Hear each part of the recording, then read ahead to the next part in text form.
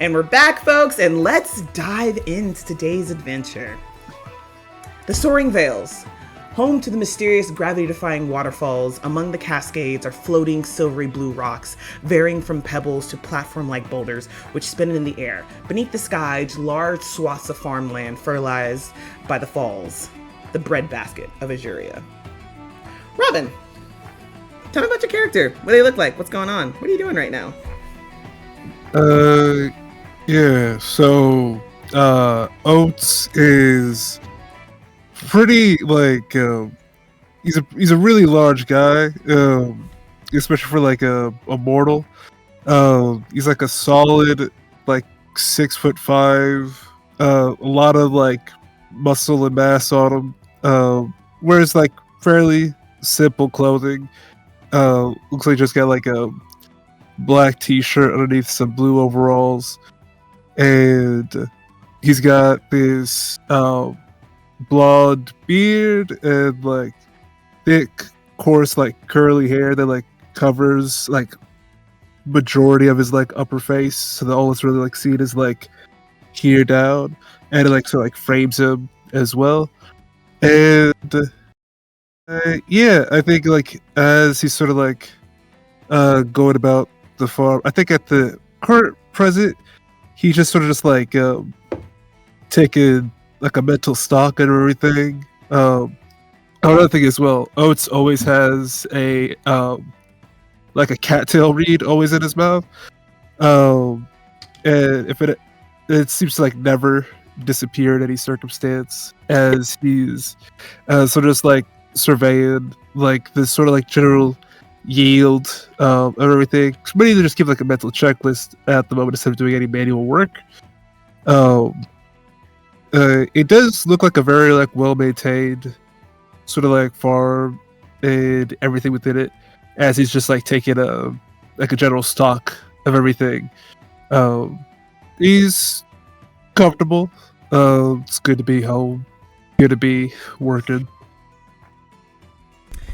Excellent. I think, and I think it's also like right around like you taking stock is really good for right around this time of the year, because pretty soon, there are a variety of like, besides the fact that this area is the breadbasket of Ajurea, there's also various markets that you can go to actually get like, some people ask like, hey, come sell them here and whatnot.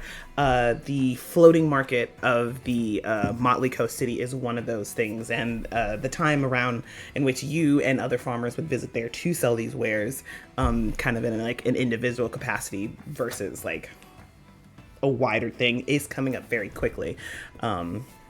But you are home, you are farming, you are doing what you know.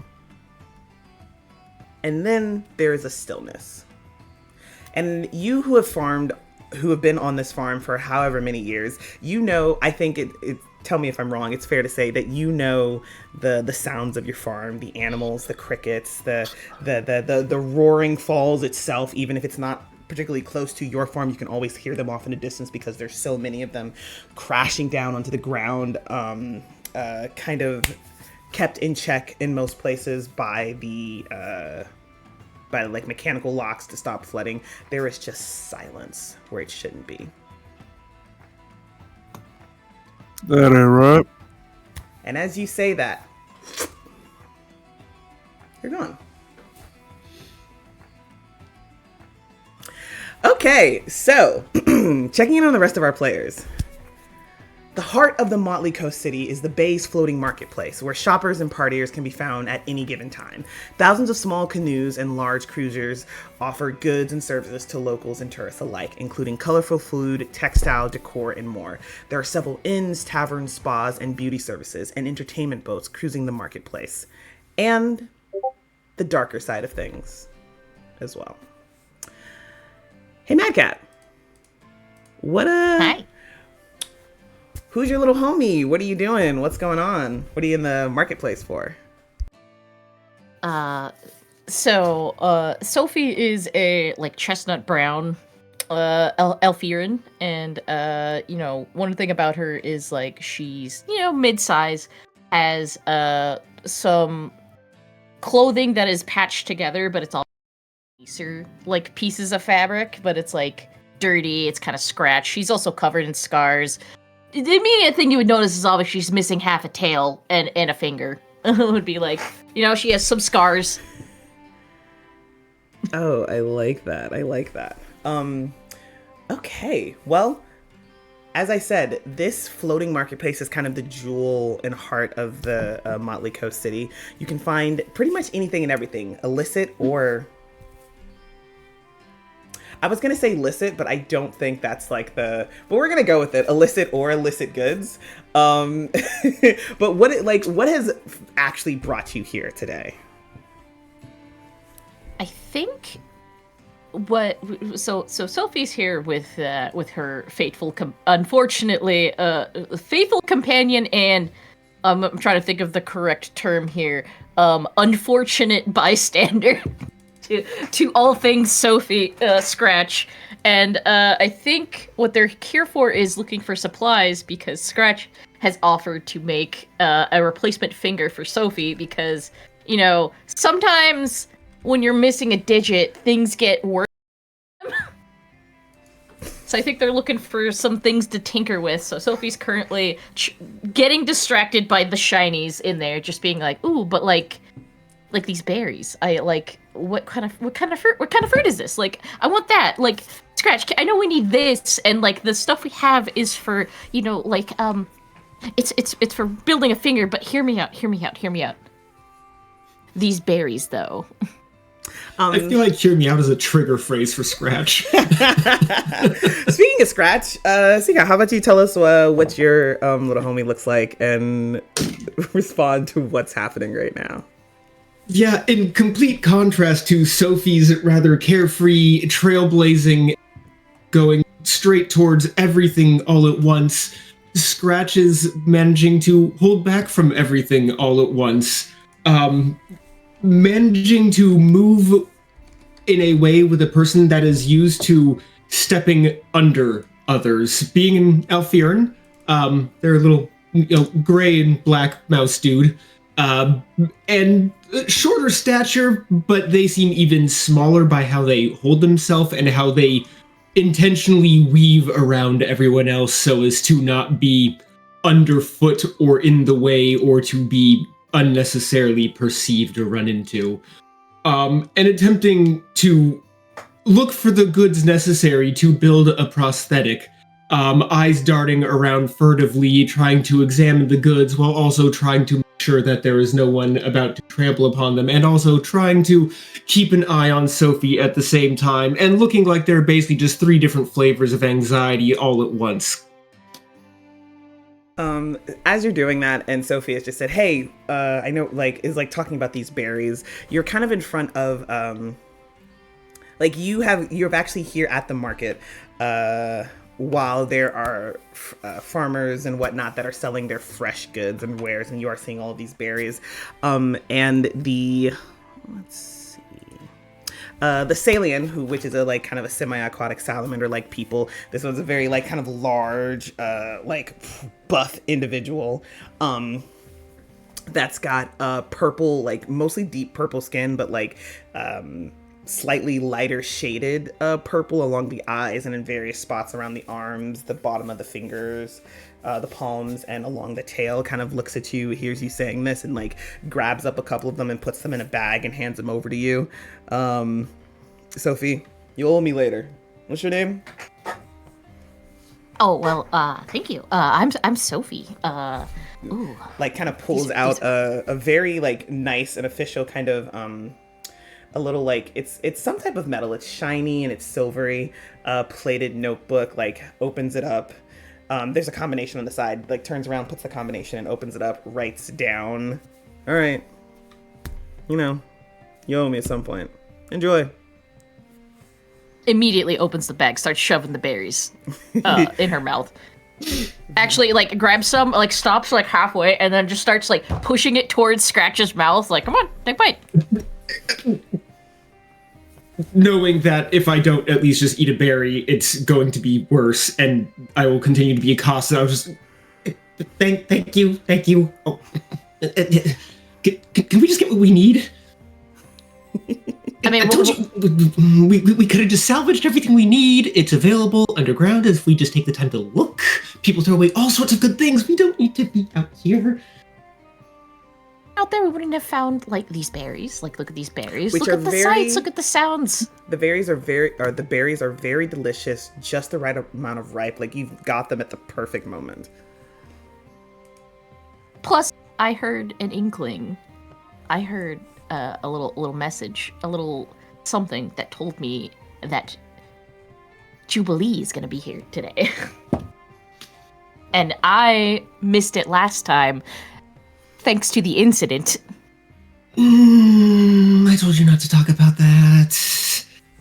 It's too soon. I want to see her perform. Well, there's an easy way to not have to be, staunching blood loss instead of watching your friend perform. We've talked about that. Just relax. It's all good. It's gonna be fine. We're gonna see a show. We're gonna find the parts. And then we'll go off in a direction. It'll be great. It's all good. Take deep breaths. Take deep breaths. You got this. It's fine. We're fine. More berries in the mouth. I want to say they taste like a combination of oranges and mangoes together. Actually sounds delicious. Very sweet. And I think for the briefest. No, go ahead. For the briefest moment, Scratch actually has wow, these are good, and then is distracted from being paranoid for just a second before basically becoming paranoid about not being paranoid. Oh, Scratch. Speaking of Jubilee, hey Samar. Hi. Tell me about your little homie. Tell me what they're doing right in this very moment. So Jubilee is a faithing. So she dresses in very, very colorful, bright clothing, layers upon layers, various patterns. There's little bells at the bottom of a kind of open cloak that flows behind her as she walks or performs. She always has a mask on. Very few people see her without this porcelain, smiley, doll mask. It's part of her persona, part of her performance, and it allows for just a bright color on her face as well. You can see little bits of her skin, mostly just the legs, where her skin turns almost into a kind of doll-like black porcelain. And she is pretty well known for her performances. I think right now, she's probably got a performance in a little bit here in the market center. Things are probably already set up. She knows she has a little time to kill, so she's probably seeing Clisty beforehand. They have, their little sessions together while Jubilee performs publicly in a large club, also sometimes in the market. She also performs privately for certain individuals, and Clisty is one of them. So I do think that she's kind of finishing up there before she's going to go get ready for her performance. No, excellent. And I think with your the end of your performance for Clisty, who is Clisty, who uses she they pronouns, is a Hahen, which is this beings formed from color.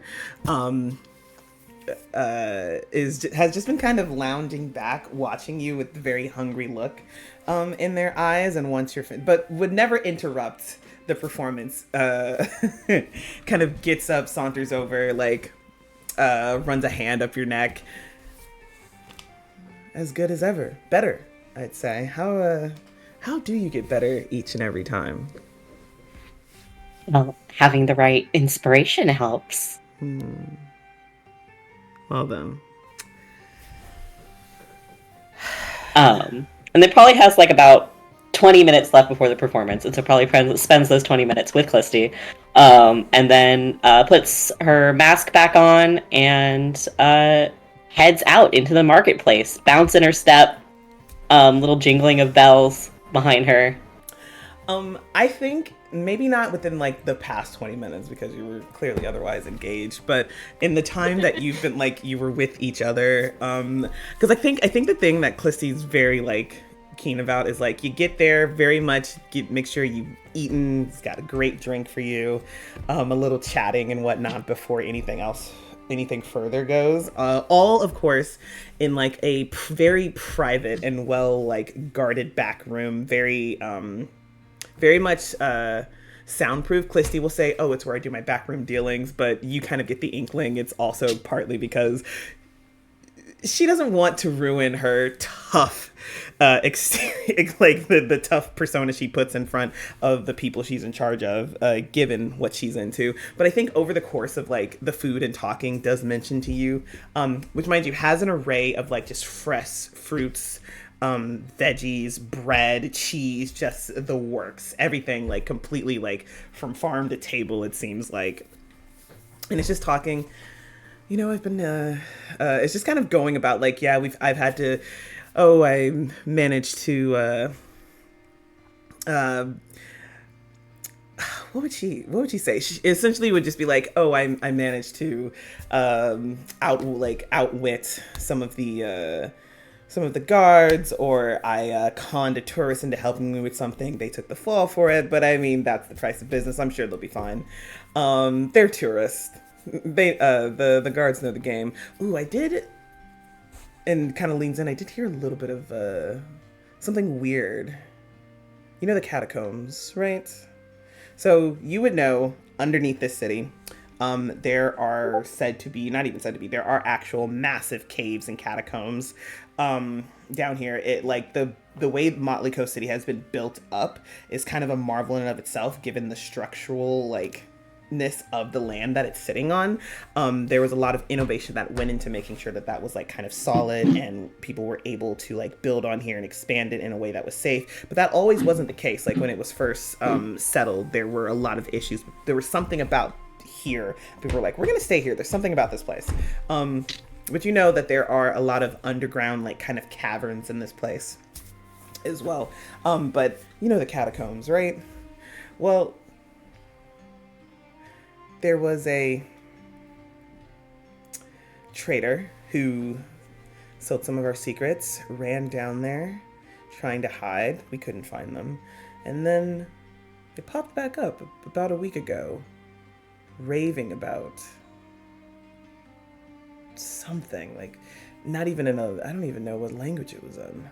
It was strange, but they looked like they'd seen something terrifying. Well, awful convenient. They popped back up, and Jubilee is just absolutely helping herself to everything here. Just like there is no holding back, is enjoying all of it. But does kind of like lean in a little bit curious, and kind of like, you know, like hands like under her chin.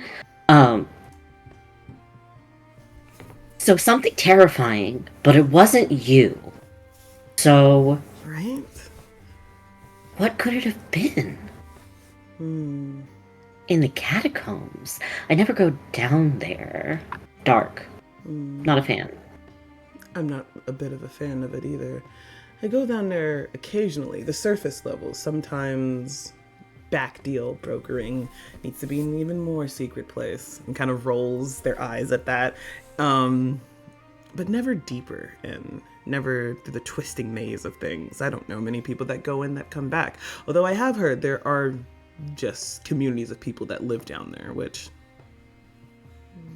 if it works for you, it works for you.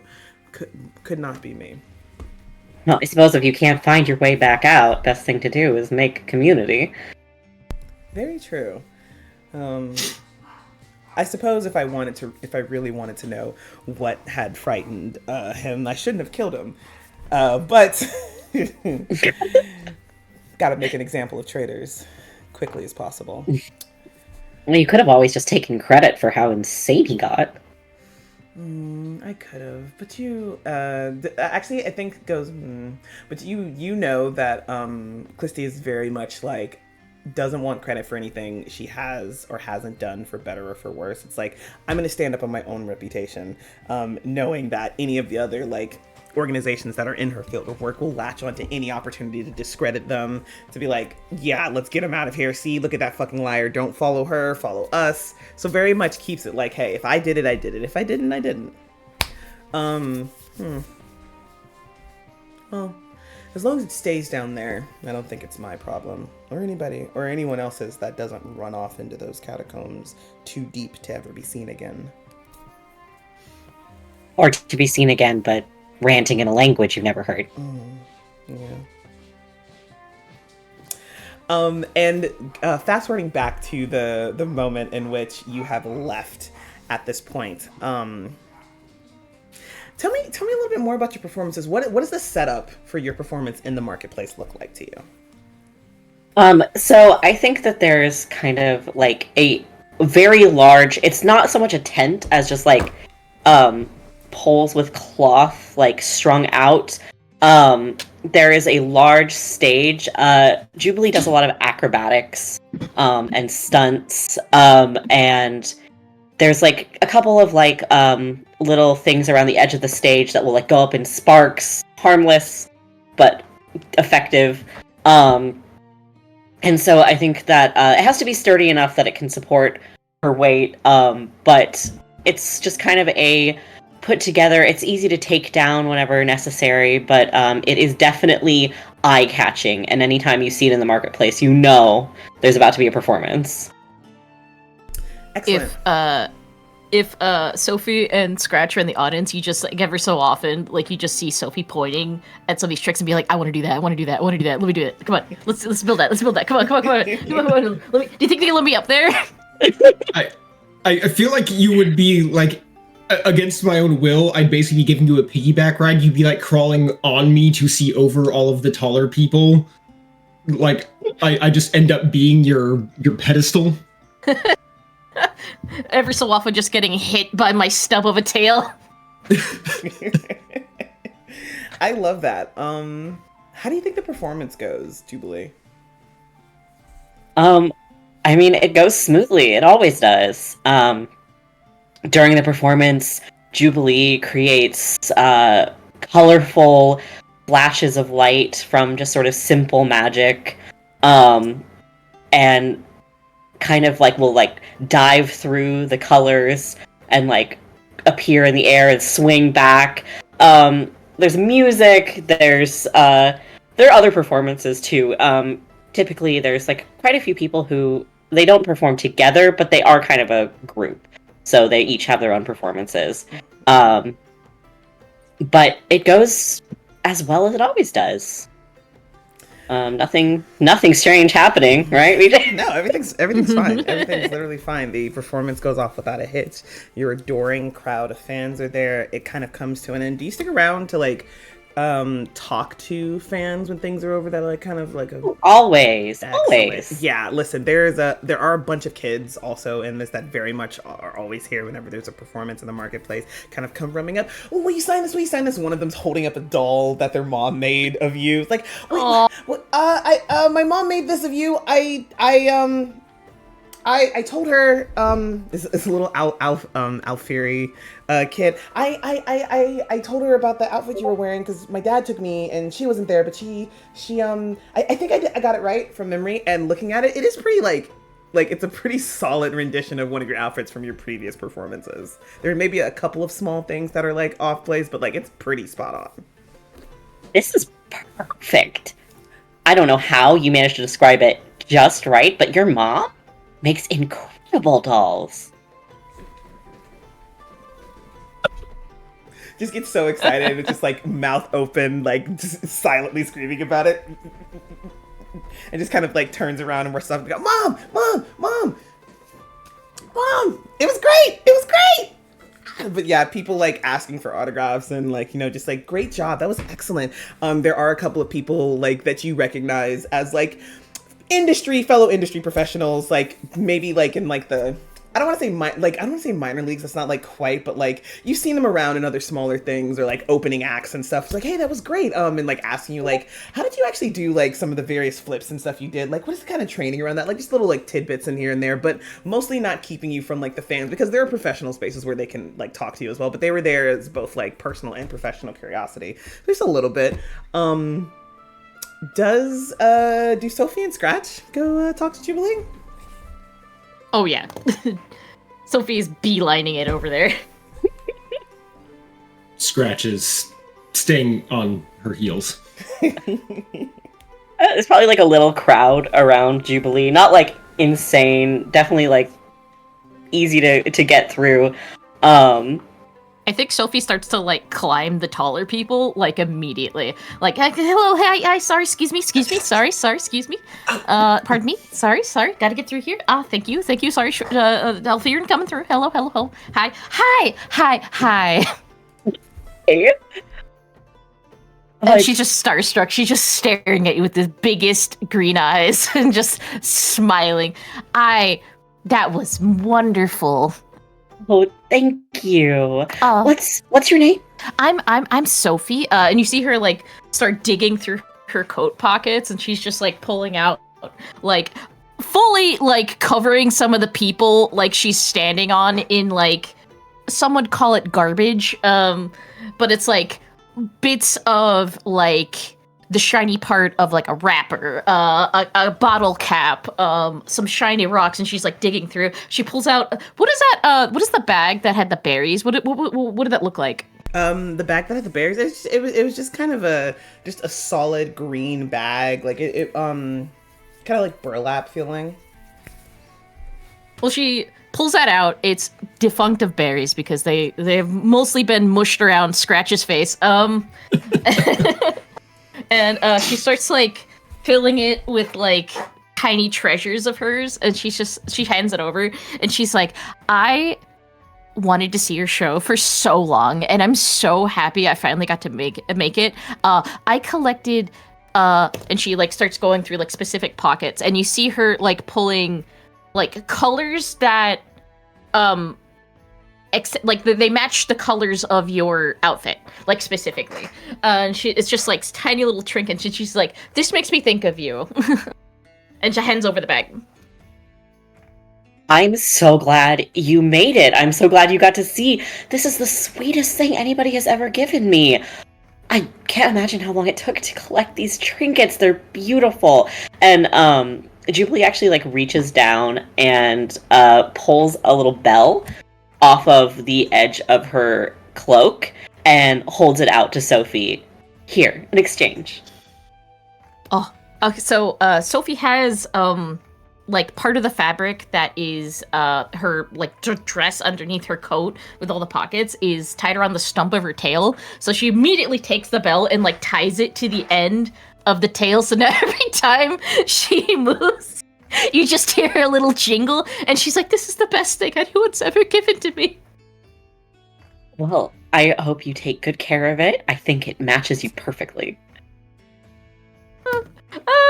She immediately runs off, scampers off to Scratch, and like, Scratch, look, look what I got, look. Yeah. You got a bell? That's gonna make Just so much a noise. Bell. It's the bell. It's wait. It's the what makes it the bell? It's the bell because it's from the Jubilee. So it's Jubilee's bell. Okay. I'm very happy for you. I think it's at this point where we're gonna pop back over to Robin. Hey, Robin. Let me set the scene for you. You are currently driving down I-75, headed to Toledo for the farmers market.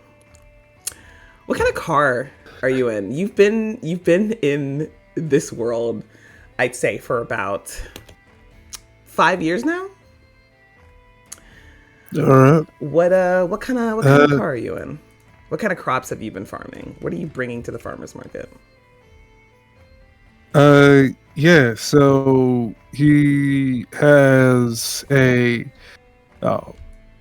real American Ford F-150 Um, it's surprise. It's beat to hell. Like there's like various like bits and parts of it that are like, it's been like worn and through like plenty of use. Everything like the bed of the truck itself is a bunch of like real tightly secured bits of lumber and wood that he sort of like has had sort of like secured and like tied down firmly.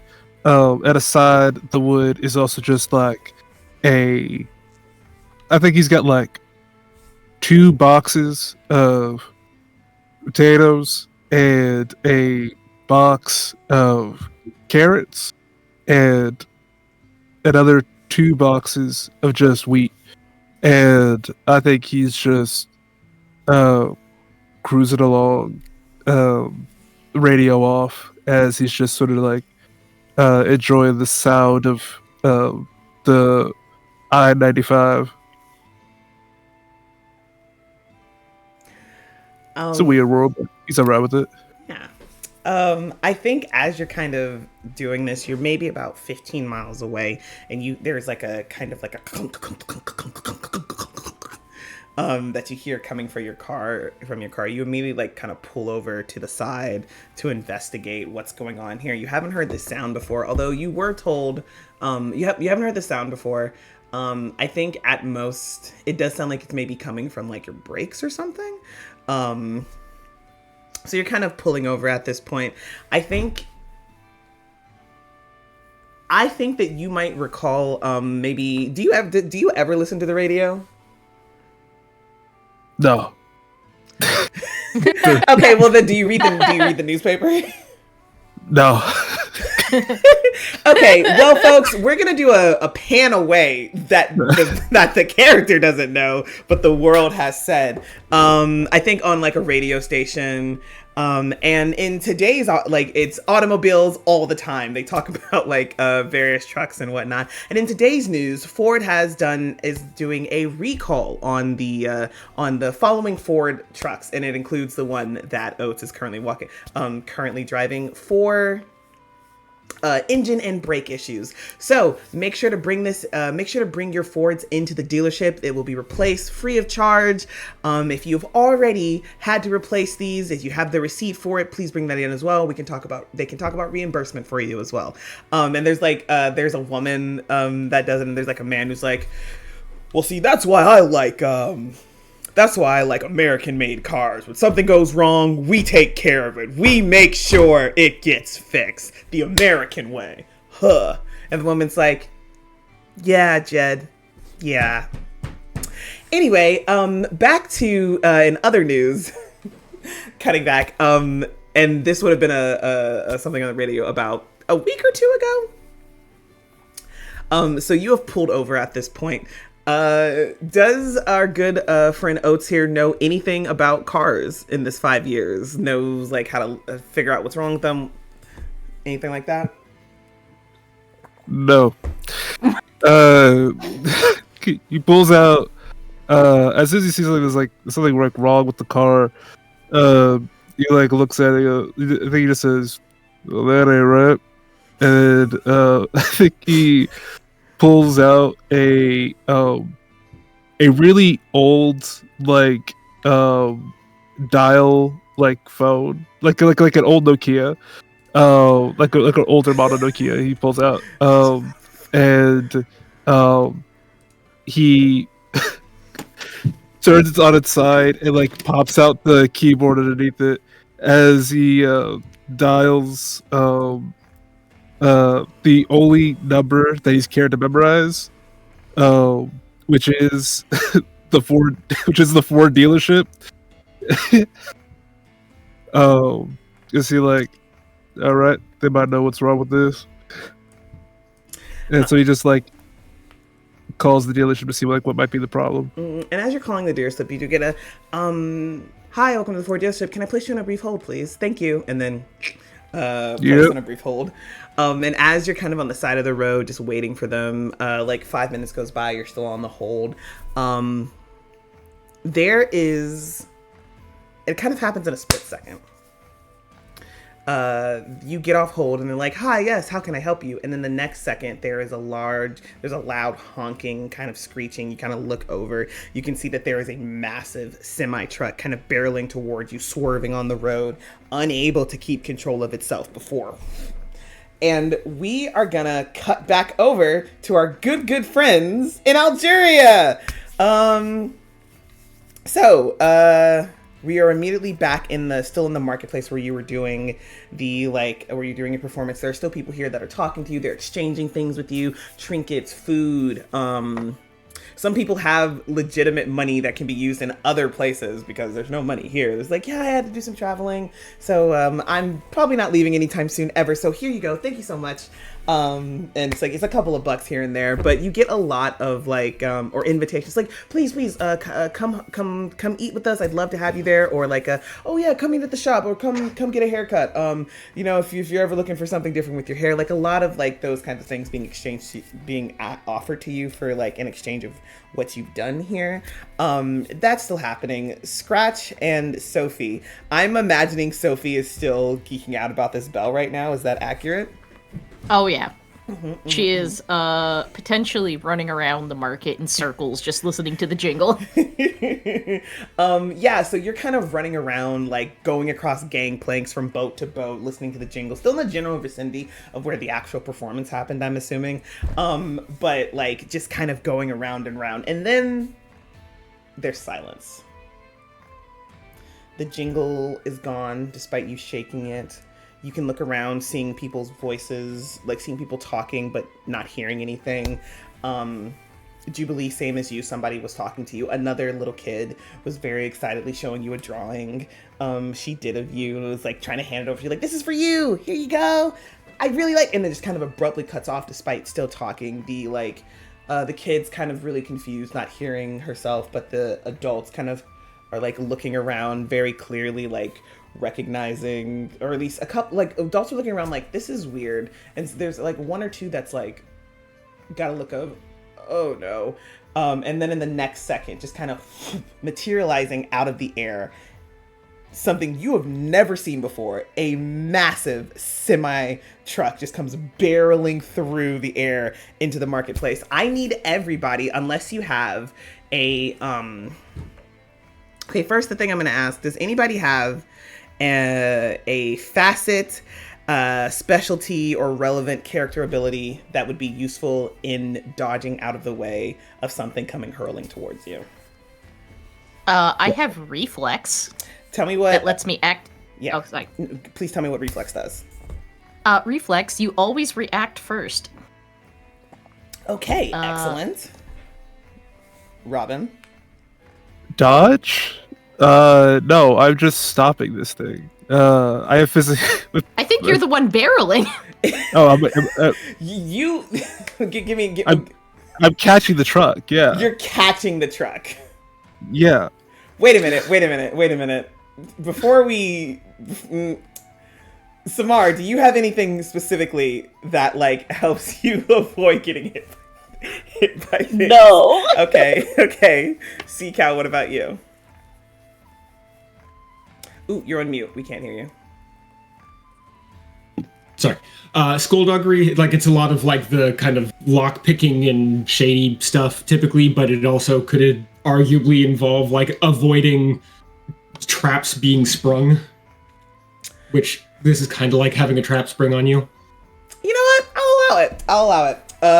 So definitely. So Scratch and Sophie have something. Okay. And. Oh, sorry. I actually, my grotto, I have part of the scenery. I can just, if I imagine it well enough and believe it, I can materialize myself and others elsewhere. So if we're in the way of this barreling truck, Jubilee will imagine with complete belief, themselves and these children and everybody else out of the way. Out of the way. Fully like. Okay, so you've just literally just like. Does that require any kind of roll or anything? Like, what does it act like? What does it say?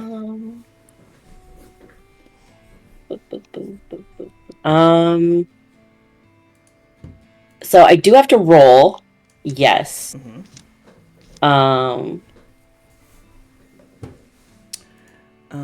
Okay, what?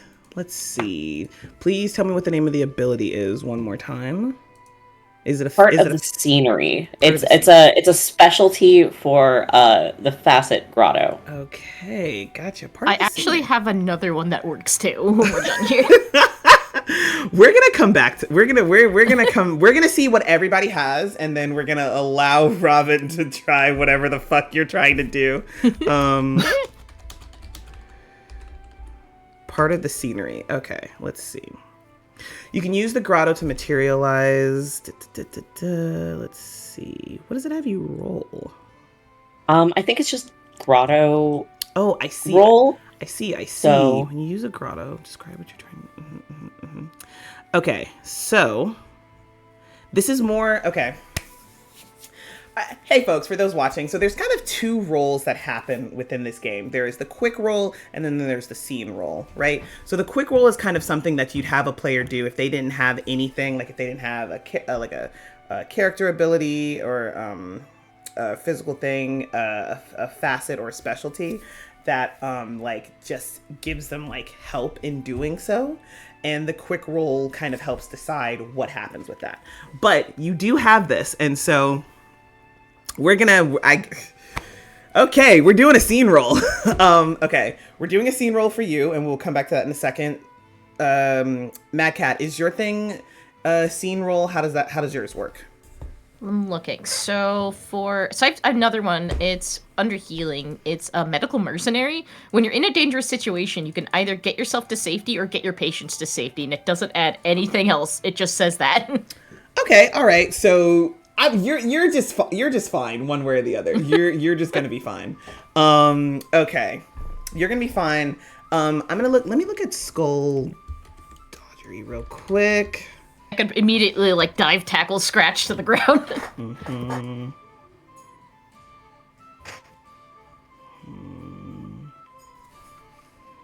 Let's see.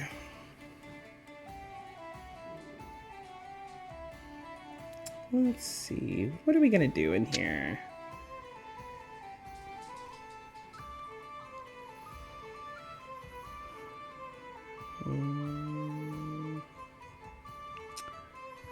Okay.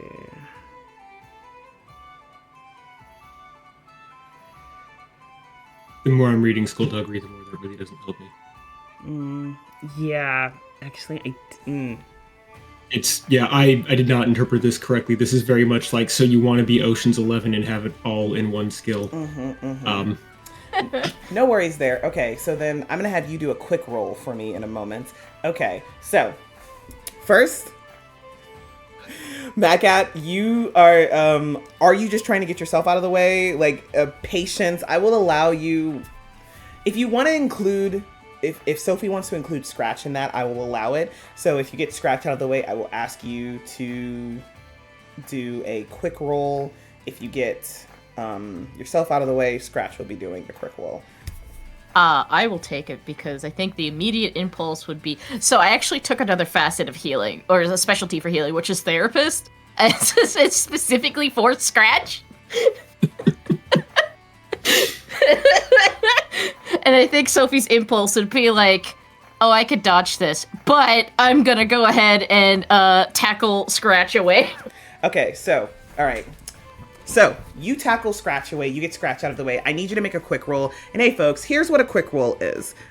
Just to go back over that. Again, you use a quick roll when you don't have a facet, specialty, or relevant character ability that calls for a specific roll. And also I'm having use a quick roll here because Mad Cat used their ability to help out Scratch. So roll me 1d6. Okay. And tell me what you get. There we go. First roll. I'll do it right next to the mic so we can all hear my nice metal dice going. No pressure. Just the 3. first roll of the game. A 3. Okay, so This is a D6 system, folks. So here's what happens. On a 6, the player describes what happens. On a 4 to 5, the player succeeds but also takes a consequence. On a 1 to 3, the story lead, which is me, describes what happens. Now, before I do that, I'm going to let us figure out what's going on with Samar, because this might also determine what happens with you. Hi, Samar. So, hi, friend. So for you, we're going to have to do a scene roll. Now, folks, a scene roll is like we build up a pool. So the grotto has a number of requirements of like what you get to add to the pool. It's kind of a conversation between the story lead and the player. And then I build a pool of my adversary pool, and then the player builds their pool, and then we roll it off, and like we kind of see who's got what roles and how that plays out with the number of dice that we have, right? So again, going back to looking at the grotto, the scenery. Come on, scroll down. Okay, so part of the scenery, or grotto specifically. Okay, so kind of going, so we'll start with your stuff, right? So add 1d6 if you created a clear representation or there are other people there who understand what you're doing. I think you saying, hey, I'm moving them out of the way is a clear representation. Add 1d6 if you have an attribute related to your belief in unreality. Do any of your attributes specifically mention this belief in being in what you're able to do here?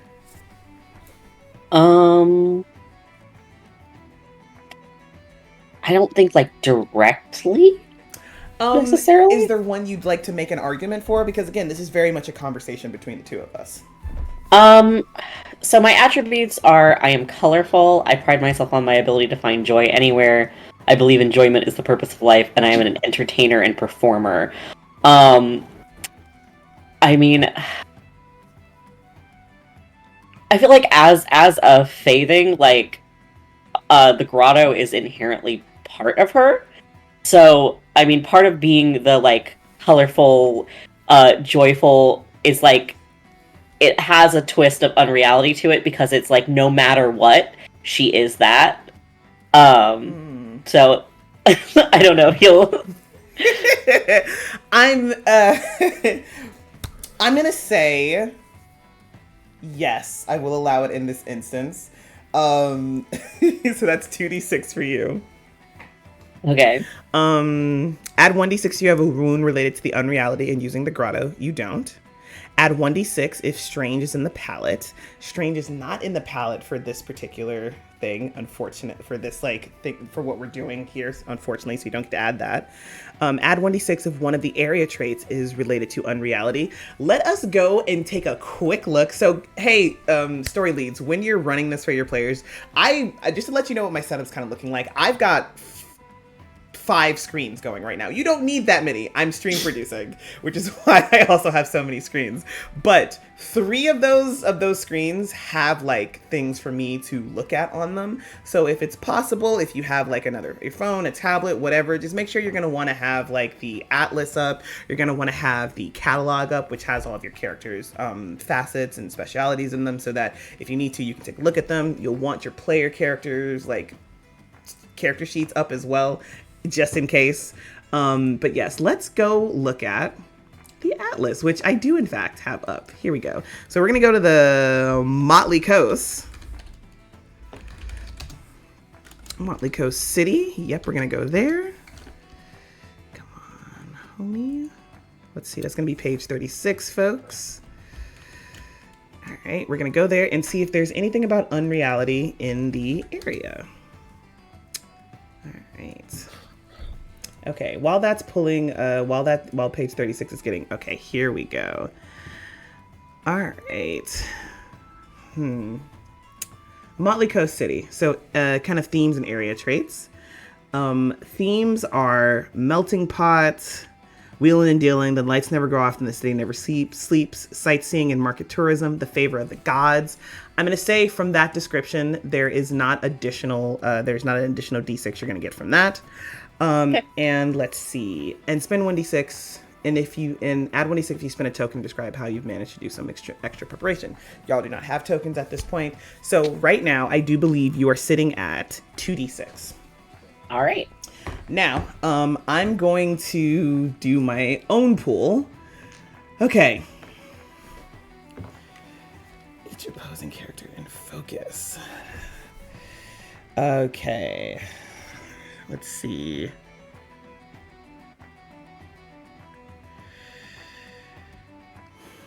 I think we're settling on just 1d6 here because it's just a massive semi truck coming towards you. If we look at the difficulty pool, so scene pool, build a player pool and a difficulty pool. This pool starts at 0 dice and can go up to 3d6. Each die added represents an element of the scene. So for one, add a d6 for each attribute or wound hindering you. You don't have any of that. I'd add a d6 for an opposing character in focus. None of the characters are opposing you, and the focus that we have, Clisty wouldn't be opposing you in the first place, so you're fine. Add 1d6 for each theme, palette, word, or area trait hindering you. I don't think any of those are doing that in this moment. And then add 1d6 for each additional obstacle. I'm just going to do 1d6 because it is a massive fuck off semi that you are trying to just literally move everybody away from. So here's what's going to happen. You've got 2d6 to roll. I've got 1d6 to roll. So you roll your 2d6 and I'll roll my 1. I already rolled mine. What'd you get? A 5 and a 4. Okay. So I guess 9 total? Is that how it works? Do I add them? You don't add them up together. So pretty much what this kind of looks like. Oh, do I take the highest one? You can't. It's very much like you have so let's say that, so I got a 5, right? So let's say we've been rolling off against each other and it was just 1-to-1 and you've been your 4. My 5 would trump yours, but you have a 5 as well. And I also have a 5. I don't know what happens in the event. Hold on a second. Oh wait, if a player's die is equal to or higher than a difficulty die, the players determine how the element is successful. So essentially what happens here, you want to get as big of a die pool as you can have because you can just pick and choose which ones to compare them to, right? So you could pick the 5 or the 4. You're obviously going to pick the 5 because you don't want to lose, but like, yeah, so you tell me what, how this element is successful. How did you do this? Like, what's happening here as this semi-automatic comes barreling through this space? Jubilee is extremely well versed at tense situations. That's her entire job, is reacting quickly. And so this sudden giant thing that she has no idea what it is barreling towards her and these kids and these other bystanders. And so she just, as she does when she's performing, just believes that she's going to be fine and not going to be standing right here and is in fact going to be standing kind of on the other side of the market. And there's just sort of an explosion of color that looks almost like liquid just bursting. And it kind of leaves like a weird distortion on the ground. And suddenly she and the others are just standing elsewhere. And there's a little bit of that similar distortion of color on the ground. And I think people's clothes have like changed colors, and there's like, because it does describe that no matter what, there will be effects on the environment or on the people. So yeah, there's just like a weird distortion on the ground. Things have just completely changed color. People's clothes, hair, things have just changed color. I think Jubilee's outfit, it's like now some different colors, but it doesn't really matter because it was already a million different colors. And they're just standing out of the way. Okay, excellent. And I think like when you say on the other side of the market, so like the market is the heart, but it's also very like clustered together because it's very much like on the river. So there's many boats and stuff like right next to each other. So you're still within the vicinity of this, but you are literally just like not in the immediate crash zone of everything. Yeah, so probably like if the thing is like coming towards us, they're just suddenly behind it. Yeah, super fine. You're behind it. So you have done that. You have just moved everybody, which I'm including Sophie and Scratch in as well, behind it. However, as that's kind of simultaneously happening, Sophie, you have tackled Scratch, and then the world is like different all around you. So in the tackling, I do think you land kind of funny and get a minor wound bruised. You can like, just a physical attribute, you can decide what that looks like for you. Like you bruise like maybe like your arm or your shoulder or something. I'll let you decide like how you react to that and whatnot, but it's nothing major. Like you're just a little banged up and bruised because of the like launching and moving and whatnot. But you do like launch yourself, get scratched down, scratch, you don't have to roll anything, and then look and you can see that you are literally behind this thing now instead of in front of it.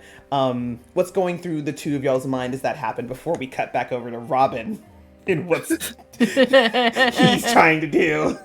I got a plan. You got a plan? I got a plan, guys. I'm gonna catch it. Like an anime Catch it. character. Okay. Scratch, Sophie, what are you doing? As you realize this was happening and you realize you are no longer in harm's way, and Sophie, you are a little banged up from the effort. Yeah, Scratch is used to avoiding danger altogether, planning careful routes, and keeping the situation controlled to not have to react to begin with. So, Scratch, they freeze basically because it's, do I dodge? Should I duck? Should I stay still? And just has that paralysis. And then suddenly are tackled and very confused and have no idea what's going on anymore. I think Sophie grabbed the back of Scratch's head just to make sure he wouldn't hit it on the way back, and she skinned, like bruised up her fingers a little bit, just from the impact, and it's just like, all right, we're good. We're fine. All right. Ow. You all also see the change to Lansing and the change to yourselves. Like, what do y'all think, given what you heard how Samar described this, what do y'all think has changed about you? I think the bell is now slightly glowing a bit and has sort of trickled into the ribbon that Sophie has around her tail. So it's like the bell and the ribbon have like a connective, like sort of like a string of light. Okay, I like that. Scratch, what about you? The kind of tattered cloak shawl that Scratch usually likes to keep kind of covering himself has kind of turned different colors, brighter than it normally would be, but the colors more closely match the environment here. Mm-hmm. They actually blend in better now, even though it's more colorful. Ooh, excellent. Okay, I love that. Kaleidoscope ghillie suit. Kaleidoscope ghillie suit, that's funny. If you give a clown a ghillie suit. Oh. Okay, all right. And with that, Robin, hey, so back to you.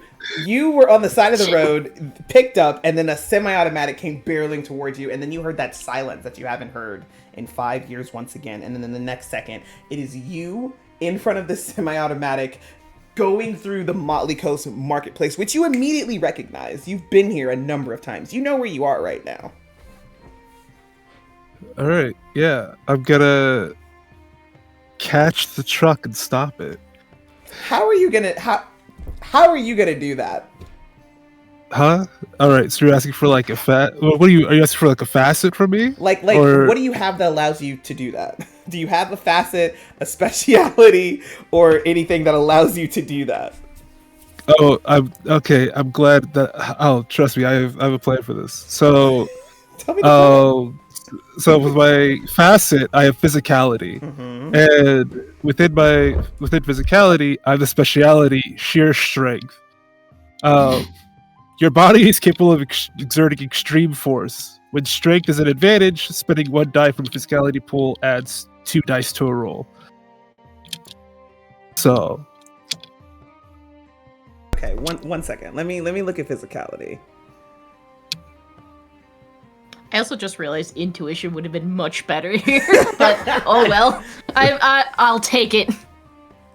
Also, in regards to physicality, I also have endurance, which adds 2 additional dice to a physicality pool. So instead of it being the standard 5/5, it's 7/7 for the amount of like physicality dice I have. Okay. Like, burn. Then I think this is gonna have to be another scene roll. So. I think this is gonna have to be another scene roll because you clearly do have, you have relevant abilities, right? So first things first, player. Of course I do. Yeah. Crazy. Player pool 1d6 for each helpful attribute, facet, or specialty, which obviously you get to add more based on your own like stuff, right? Yep. Okay, which would be physicality and your bullshit affectionate. I love this. Hey folks, I had general ideas about what the players are gonna have, but I also purposely was like, unless they ask me questions, I don't need to know because I wanted to be surprised. Yeah. So, in terms of like my attributes here, let me actually get my stuff pulled up. So, my main attribute that I think can contribute is my form, which simply just says I am strength. Okay. I think that's a contributing attribute. Okay. That's 1d6 for that attribute. One could say my calling of I am a farmer born to be a warrior. This is kind of I'm dueling a giant beast, a motorized beast. If this isn't like warriors. You know, this is a 2-shot. I'm gonna allow it. All right, and with my facet of my physicality, and then my sheer strength. So, because the fact that I have the speciality adds to it, right? Yes, correct. All right. Now, one might also say this is also enduring a lot. You're literally about to roll like 9 dice. Let's. All right, let's just. You know what? Let me read it. Yeah, if none of those are a 6, then you're just breaking the odds at that point. So Statistically, you were meant to lose. Like then you were, it was just meant to fail. The You odds just will made it never by be in your favor. with endurance, it's not necessarily come up yet, but once procession, I can ignore consequences from a wound. So if you do get wounded, you can just be like, all right. It's not that bad. Okay. A little scrape. Okay, so looking at my own dice pool, 1d6 for each attribute or wound hindering you. I don't think you have anything for that. 1d6 for each opposing character and focus. Nothing for that. 1d6 for each theme, palette, word, or area trait hindering you. Nothing for that. And 1d6 for each additional obstacle. I'm going to give myself 2d6 specifically for 1, it's a fuck off large semi, and 2, it was speeding, it was literally barreling towards you out of control. So that's those are the 2 things. So that's where my 2d6 are going to come from, and we're going to roll that now. How many dice do you have? Okay, so are we counting endurance? No, you're not counting endurance. Okay, so I currently have 4. I'm going to spend 2 of my physicality pool to get another 4. Okay, so you're down to 5 again because it was 7. Correct? No. Yeah, I'm now at 5 for my physicality pool. Okay. I'll be also keeping track of it, yeah. So All right. I'm rolling 8d6. If you don't get a 6 once, I'm going to laugh. I got 1 6. Mm-hmm. All right. I mean, that's Just- the best. just That's all you need. Like that's the best you could hope for. I only rolled half. I haven't rolled the others Well, yet. because there's two dice here, like because I have 2 dice in my pool, so needs to also have another die to try and deal with what's going on with my other secondary thing. Okay. So I only got 1 6 out of all of it, Mm-hmm. but I also got 2 5s out of it. Okay. So a 6 and a 5. I got a 2 and a 4. All right. So, once again, to remind y'all what happens here. If a player's die is equal to or higher than a difficulty die, the players determine how that element is successful. If a difficulty die is higher or unmatched, the SL determines failure and or consequence for that element. I lost completely. So you explain to me what happens here as like you keep barreling into here. Absolutely. Oates is about to begins speaking in the Nokia. This is like a little rewind back as to like the sequence of events that happened here. So Oates was speaking into the phone, was about to say, "Yeah, my car," and then the semi truck came, and then the silence came, and then Oates silently went, "That ain't right," and saw the semi truck, put the Nokia, hung up on the call, put it back to its neutral state, put the Nokia in his pocket, and then go ahead and give himself a solid base before waiting for the truck to almost hit him in the chest before exerting the exact amount of force needed to stall it enough for it to like not hurt him. Obviously, it's not enough to like not have it be like for like the momentum itself to stop.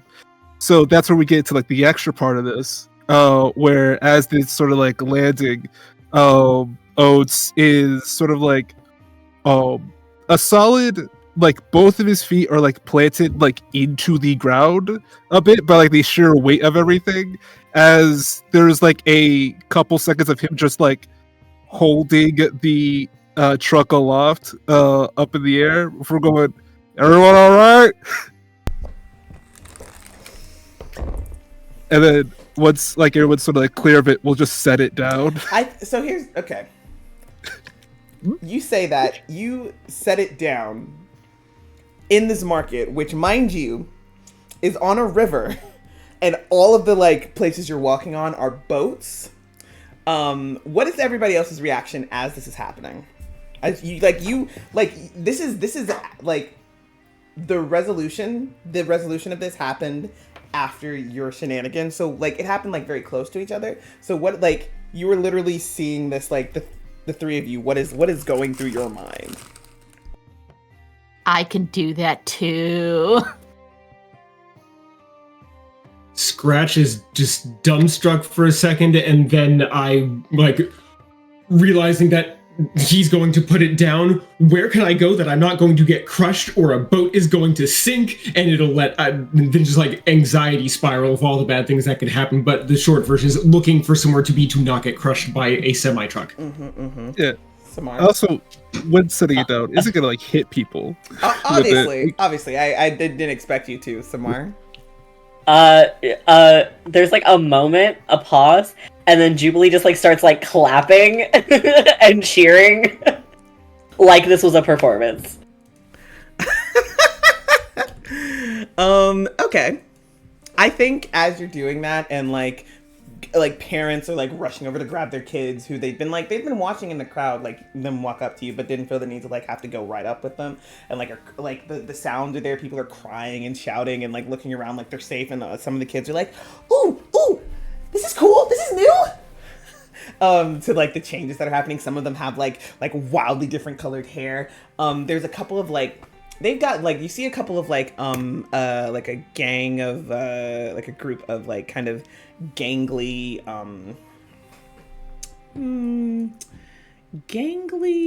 let's see, who's it gonna be?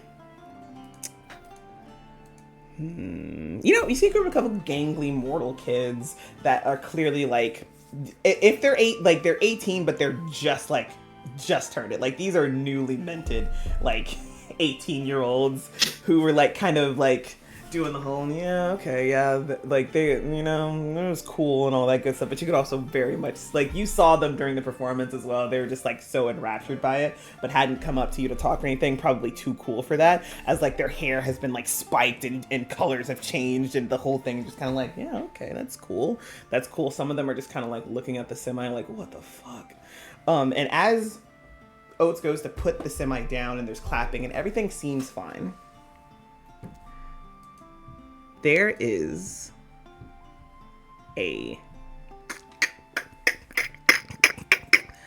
cracking that you all hear. And then we are going to one second, folks. Nope. And then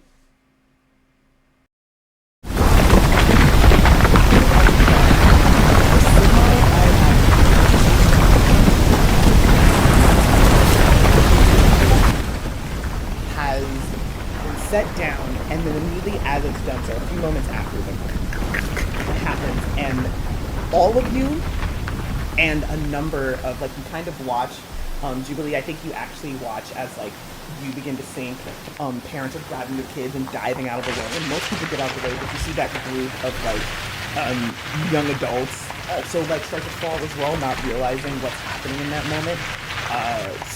Scratch, Sophie, Oates, there's, like, cracking underneath you, and just... you are...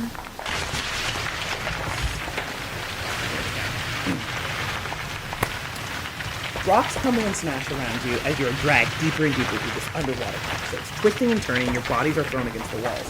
One final large crack, and you are all falling through the air once more before something catches you. Looking around, you see long, thick strands of iridescent material covering the walls and floors of this cavern. You see four of you. Jubilee, if the only one you would notice those teams, you don't see them. What is going on in everybody's head right now? Did we, were we in water at any point? You were in water. There was kind of like a sunk down, and you were just kind of jutting in and out like a rushing rapids and like kind of thing happening in this like rock, this underground cavern, which I think all of you would know that there are catacombs under the city, but there were meant to be things in place to stop something like from them like crashing and breaking. But who could have imagined a semi-automatic, you know, or a semi-truck? Not semi-automatic. Yeah, you could say semi-automatic. Semi-automatic truck. My brain was like, New model. I'm gonna. We don't know what kind of transmission it has. I mean, I think the immediate first reaction is, is it swallowed water? yeah. Scratch, in a bit of a contrast, now being underground in the catacombs is a suddenly. There's no open sky. There's no people about to potentially step on me. I'm suspended in a web where it looks like nothing can reach me immediately. Yeah, I'm closer to being back in my element. So I'm like a 2 out of 10 on the anxiety scale now. That's pretty good. That's a new record. that's so funny. I like that. Jubilee is like always is kind of like flying through the air, doing crazy moves. So I think was just like kind of went into that like gravity center body, just kind of like going down it like she was going down a water slide. And then as they come out, it's just like, well, that was a ride.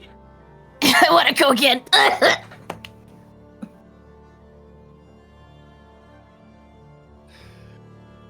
Of course you do. What? Of course you do. Oates takes a moment to like look up and around the space. There's like a solid beat in a moment where he goes, I don't think we're outside.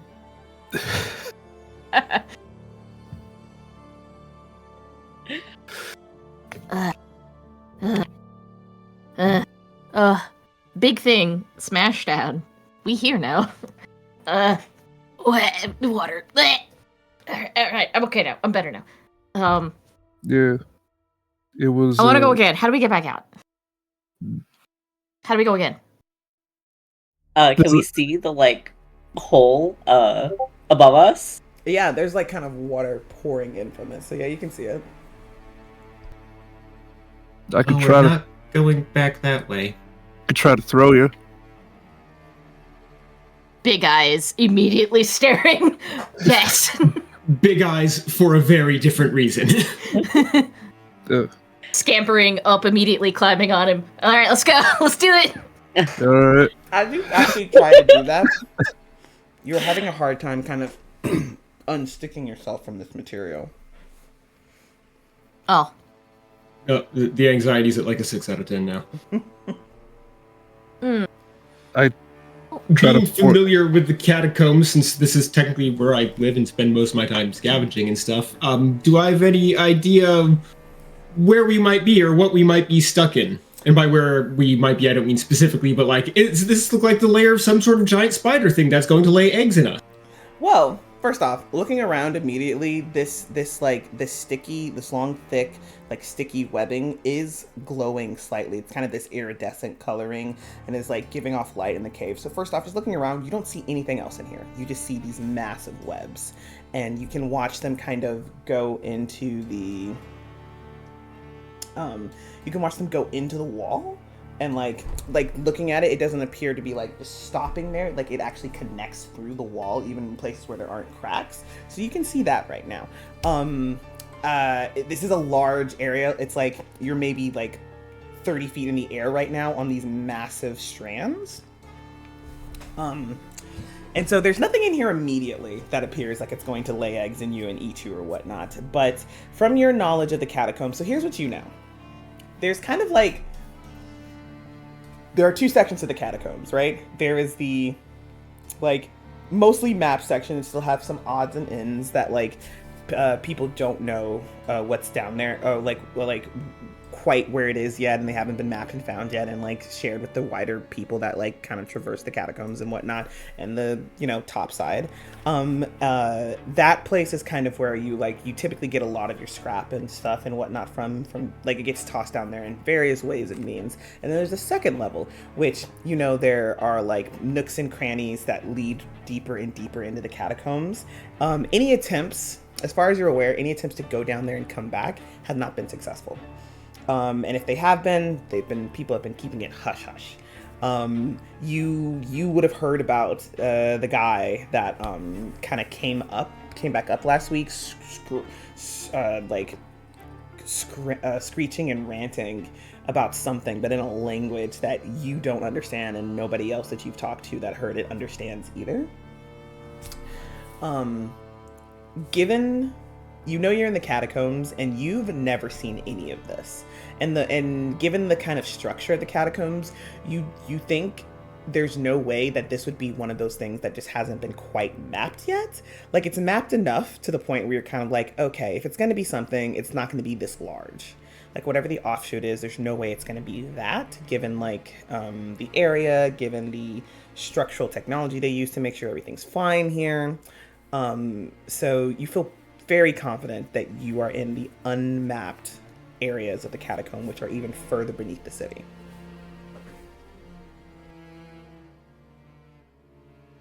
Oh no.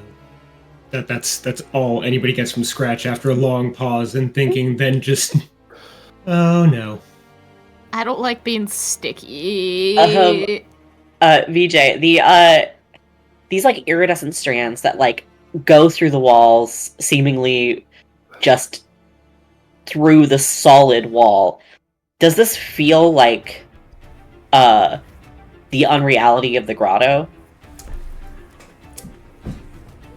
It does not feel like the unreality of the grotto, but it does feel like some type of unreality. Like, it is a completely like, they exist within the same, under the same umbrella term, but it is something completely foreign to what you are like used to feeling.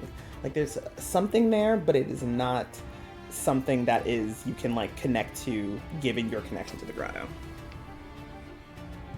And you said we're 30 feet up in the air? You are currently 30 feet up in the air. There are Can we say the ground below us? Yeah. You're 30 feet up in the air. There's like a solid cavern ground below you. And there's webbing like all the way down until about like 8 to 10 feet in the air. It's like it'll take you a little bit of time.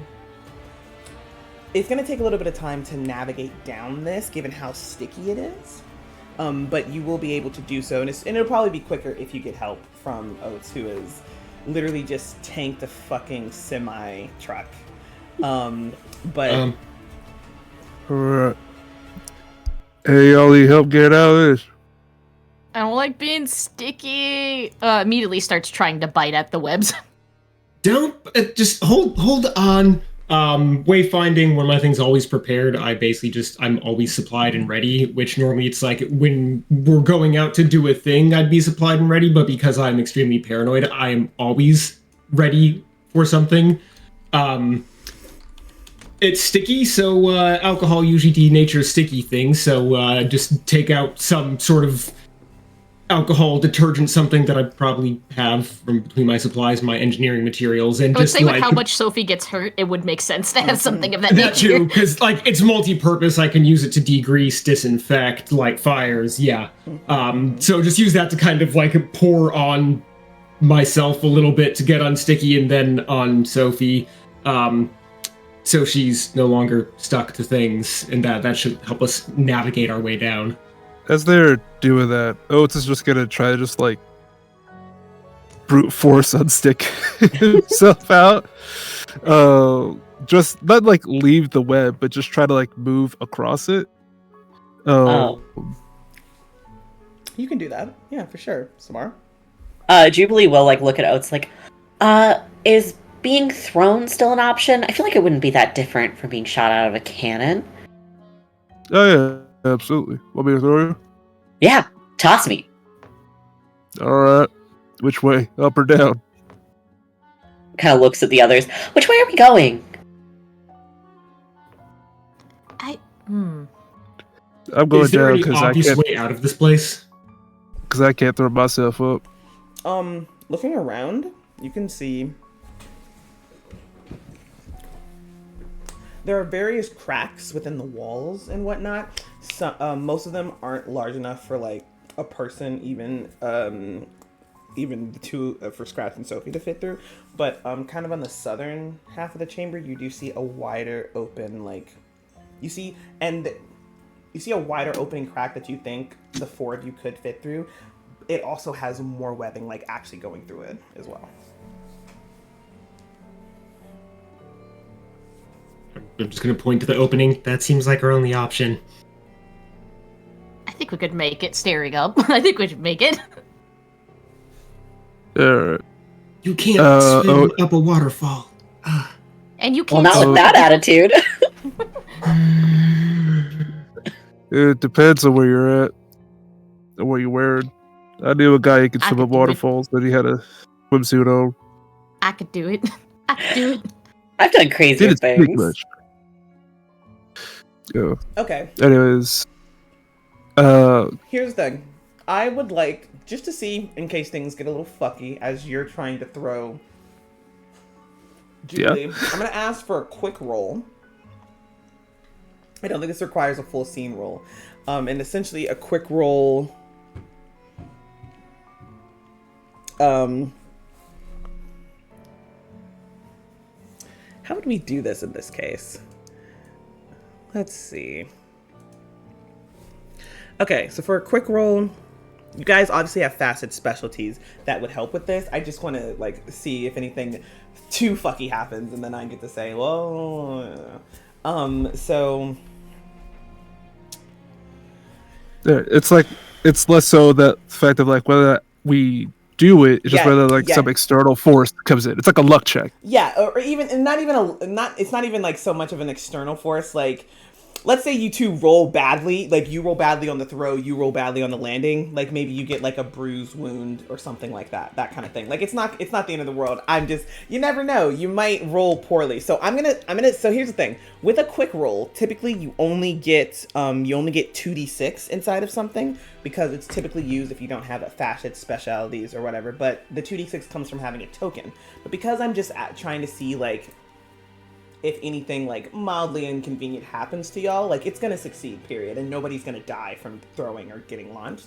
I'm just gonna ask you both to roll 2d6 for me. We're gonna treat your specialities and stuff that you have that would help as a token in this moment. Hey folks, this is not typically how this works, but I'm the story lead, so I'm gonna do it. I don't think we need an adversity pool for this. So I do what I want. The both of you roll 2d6 for me, please. All right, I got a 4. I got a 6. Wait, no, what are the separate numbers? Or I guess actually, what's your highest number? 4. 4. And your highest 6. is 6 as well? Okay.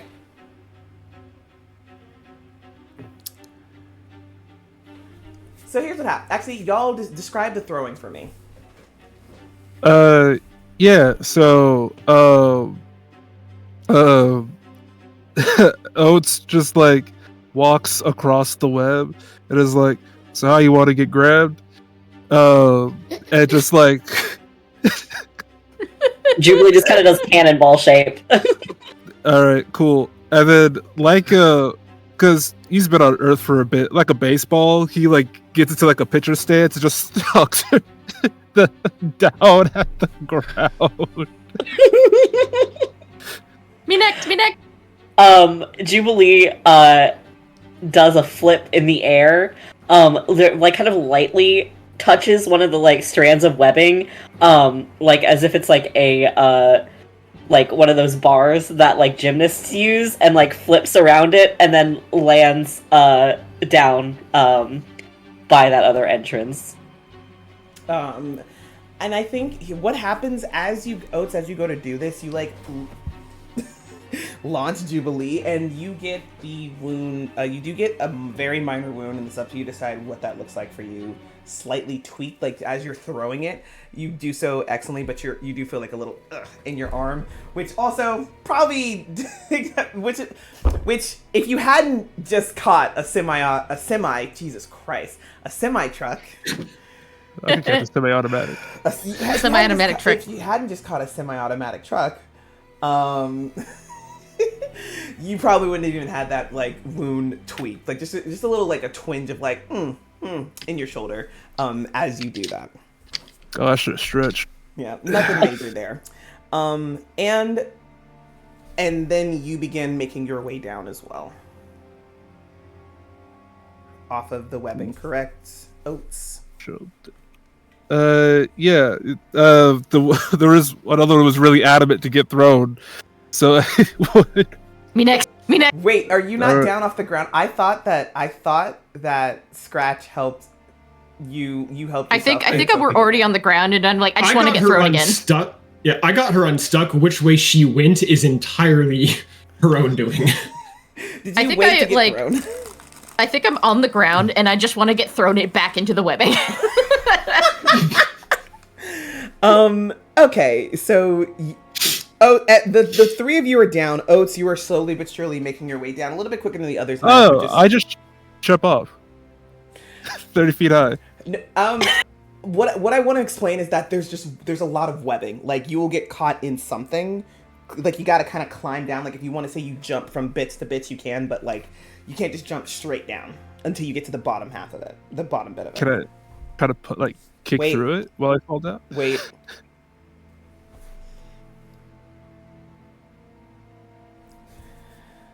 I'm gonna jump. This never happens in any other stream. Last time, what happened was it was stuttering for me, and I figured out why. Because my fan.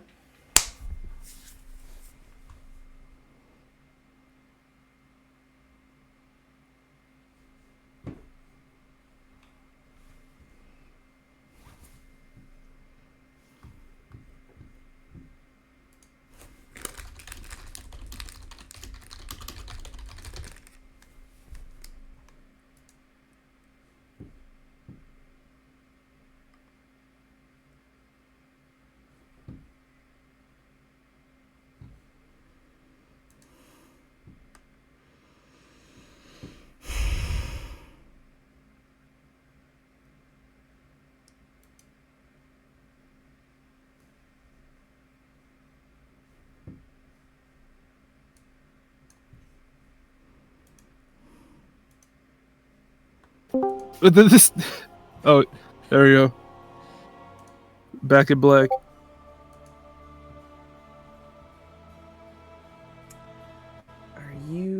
I don't think we're. Are we back live?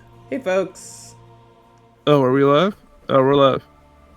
2 people went off because they weren't sure how soon we get back. Yep, that sounds about right. I'm gonna jump out of a fucking window. I do have a small amount of good news for you, though. A semi-automatic transmission does exist, and it is used in...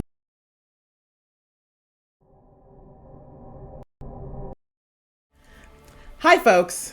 I was literally about to take us to break anyway, so we're gonna go on break right now. We'll be back in 15 minutes. So... see you at like the like 5-6 minute mark at the top of the hour. Thank you so much for that. Goodbye. Main screen turn on.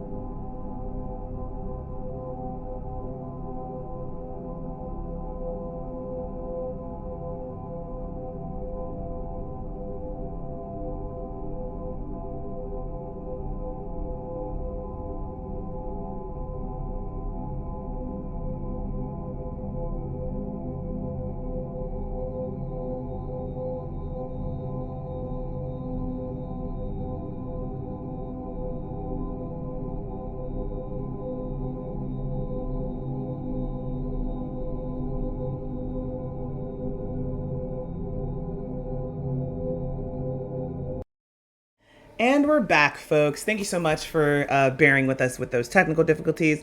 It's not a VJH creation stream if there's no tech difficulties. So happy to be back, and let's dive right back into it. Where did we leave off, folks? I'm jumping through the webs. That's Yeah, we're to on the get down ground. as fast as possible. I'm waiting to get thrown back into the webs. Sure. So 3 of you are down. Oats, you are jumping through like from various parts of the webbing. It's going quicker, and then you eventually do get to like the bottom part where you can jump down to the actual ground. And now all 4 of you are on the ground in this cavern, and there's like, I don't know, like 8 feet above you before there's more kind of webbing. There is the southern entrance, which I think you're nearest by at this moment. As you all are down here, you can hear kind of like, coming from the northern side of the cavern, you hear voices. You can't quite make them out from where you're standing, but you do hear voices. Alright. Do you want me to throw first or check that out first? Ears going like in separate directions, like one towards the noises, one towards the webs, one towards the noises, one to the webs. I guess I can get thrown later. Like, I'm holding you to it. Like pokes like a finger directly in. How tall is Oats? It's like a solid 6'5". Okay, so it's like the bone of your hip, I guess, would be like the correct space here. It's like directly there into your, like that's the side for Sophie. I'm like, all right, I'm holding you to that. That's a promise. Yeah. Promises mean everything. All right. You said there is webbing like in the crack, right? So the southern entrance, like that southern like mouth like opening, there is webbing through it that y'all could still squeeze by in it, but you'd have to like unstick, squeeze, unstick. Like you can make it through. You're just going to be touching the webbing as you do so. And there are kind of larger cracks along like the ceiling and stuff that the webbing is also going through, and then there's also just solid rock the webbing's going through. And then to the north of where you're directly standing right now, you hear muffled voices. Does the webbing look like it's actually like just kind of phasing through the wall, or like there's small openings that it's just like filling up and going through? It looks like it's filling up and going through the cracks that are there. For the cracks that are there, it is definitely going through those. For the ones that it's just a solid wall, it does not. Like you are not seeing any indication that is what's happening. That it's Okay. like going through cracks. It looks like it is literally just through. It did that thing where your atoms like line up perfectly with the desk and it goes straight through it. Did the semi-truck have a driver? It did. Okay. Is the semi down here with us? It's not. Okay. Well, we Well, should check out those voices. There were a couple of kids, I mean, like older kids, but they fell, and I haven't seen them since. Yeah, they might be hurt. Let's go that way. Scampering north. Yeah. So you kind of scamper north and. Oh, sorry, Robin. What were you gonna say? Yeah, I was gonna say that the truck ain't here either. Does my phone have any service? No. Alright. In another world with my smartphone. And it's waterlogged. It is wet. It's not a smartphone. It's a Nokia, alright? It's not waterlogged. Okay, It's you're, Nokia, you know it's you're fine. so white. It's a Nokia. It survived perfectly I'm intact. what? But it doesn't But work. there's You no have no service. service. As Sophie starts scampering off, I'm like, well, we should like be careful, sneak over and check it. Realizing she's already like probably halfway over there. Yeah, Jubilee is just skipping off behind Sophie. And there's two of them now. And then suddenly Oh, it's realizing just- I am being left alone and scampering to catch up. Okay. I was just walking at a solid pace. Okay. So the This is- 4 of you. Robin. Oh, I was just saying to myself, 1, 2, 1, 2. So the 4 of you go up to the northern wall, and there's like a very tiny like crack in there that you can hear like sound coming from. Listening, it sounds farther away than you'd expect. I would say for Scratch in particular, since you do spend time down in the catacombs in the first place, you know that sound carries kind of weirdly here. Like, you might think it's right there and it could be really far away, or it could sound far away and it's right there. You don't know if this is a natural thing that happens or there's just some weirdness that happens in the catacombs. But you know that is true for top side, for like the top half of the catacombs, so there's no reason it wouldn't be true for down here anyway. So you do hear this, but you like can't actually see through the crack at all, so there's no way to really know if it's right in a chamber right next to you or if it's just farther along with it being kind of picked up and carried to you. You hear two voices. The first one, no, please, I can find another person, I promise. I'm sorry, I should have been paying attention. And then you can kind of hear like a slap across the face. It's too late for that now. All right? There's no time for that. I need the answer now. I need to know. And you're gonna help me. And you kind of hear like a little bit of a scuffle and some dragging happening. And you hear the first voice. No. Oh! And then there's like kind of a crunching noise, and you can hear the other one like start to open their mouth and say, "Oh, great!" And then there's a from that voice too, and then more crunching. We should go back the other way. I don't think those are the teenagers. But it sounds like they have food over there. That They is are not food. what that sound is. Sounds like good barbecue. I like barbecue. That is.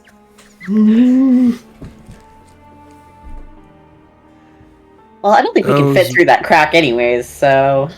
You can. No, I Maybe got you it. want me to see if they'll share? Maybe if I yell through it, it'll like let me yell through it. Hold on. You guys want to go there? No.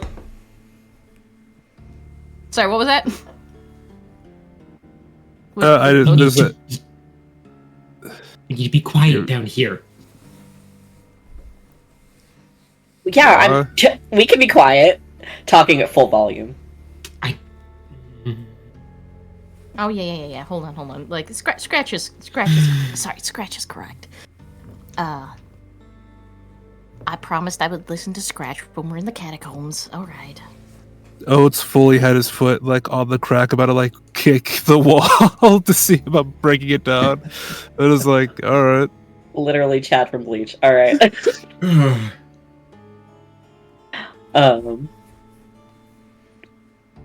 Well, that wasn't the kids.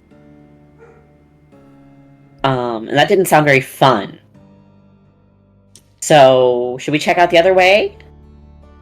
I mean, maybe that other way leads over here, because I can't get through there. I'm small, but I'm not that small. Yeah, it's kind of little. There's no like doors or anywhere. It's just like a pathway of like stone and cobble, right? Correct. There. Is it all like segmented, or are there like how big are the segments? Is there like Of like, what are you at? Segments of what? Like the of like the stone itself? Like, is it like brick sized, or are there like larger floor panels? This is like raw cavern, isn't it? Yeah, it's the raw, unworked cavern. Okay. And like there are natural like cracks forming in it. And then there's like, it looks like looking back at that southern entrance that you were just at, it looks like it's a naturally forming like kind of tunnel. All right. I think also the only real entrance for us to go was the south, right? Correct. Okay. All right, but we're gonna get You're gonna get sticky again. get sticky again. Well, only a little bit. And only temporarily. Not Right. if you just give me a minute to deal with it. Just a second. This really feels like a wayfinding situation because there's an obstacle and a path, which is kind of like my thing. Yeah, tell me about it. Okay, well, there's an obstacle and a path, and that's kind of my thing. So, let me see. It's get back to wayfinding. I have to roll win, dice. VJ, I don't you remember understand? that. Yep. There's dice involved. I remember that I'm gonna much. jump out of a window. Wayfinding. Okay. Yeah, wayfinding roll. let's see, examples. Basically, choose a set of goals that are unique to the situation, and then depending upon how well I roll, I resolve a number of those goals, but also could have a complication if I roll low. In this case, I think what my goals would be to clear the route, to get an idea of where it's heading. Just like I know I've never been down here, but you can kind of tell with stones and whatnot, like which way caverns might be tilting, where I might be able to expect it to go, or just any obvious obstacles ahead from, like, I don't know, there's water damage or like claw marks in the wall or something.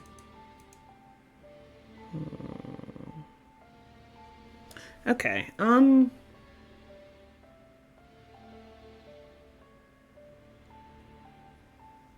Okay.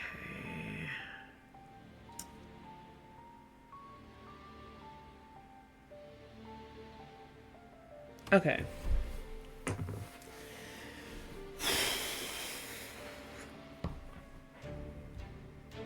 Okay, first, roll a d6 for me.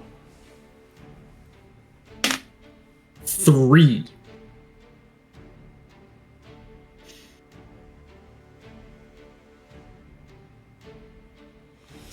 On a 1 to 3, you realize that the only way to move forward is by giving something up or wagering something important to you. Work with the story lead to see what your wager is. If you agree to it, you can declare that the obstacle has been overcome, but it may create complications in the future depending on what you decided to wager. 2 questions. Is this one of the situations where I get to build a die pool to roll, or was this a quick roll? So what I'm seeing for your wayfinding roll, it's saying you choose a set of goals that are unique from the ones listed above. Once you've decided what you want to achieve, roll a d6 to determine what goes well for you. So you have your goals that you want to do, and then the d6 determines what exactly happens for that. And then I don't think, given what this is saying, I don't think it's a scene roll. I think it's just straight what this. So, what are your 3 goals for this? What are your goals for this situation?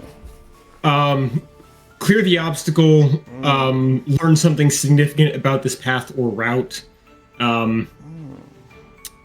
And move as silently as possible. But I have a feeling silently. No, I'm not even silent. This isn't going to be a thing. I know that. I'm being realistic here.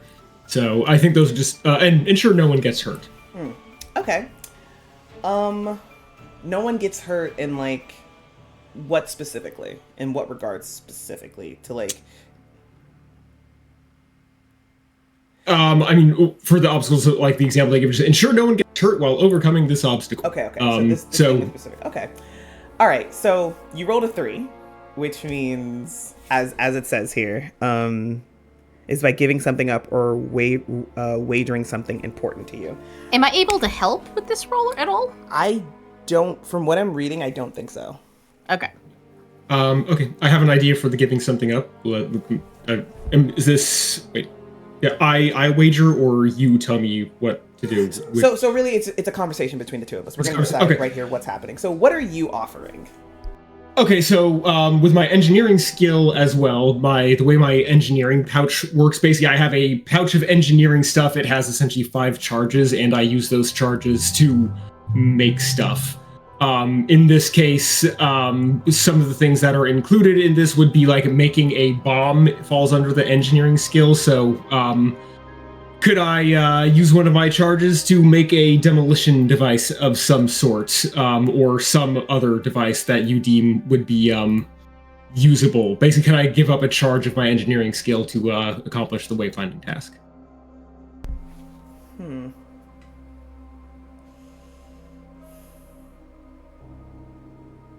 That is not. If that doesn't work, I sacrifice oats.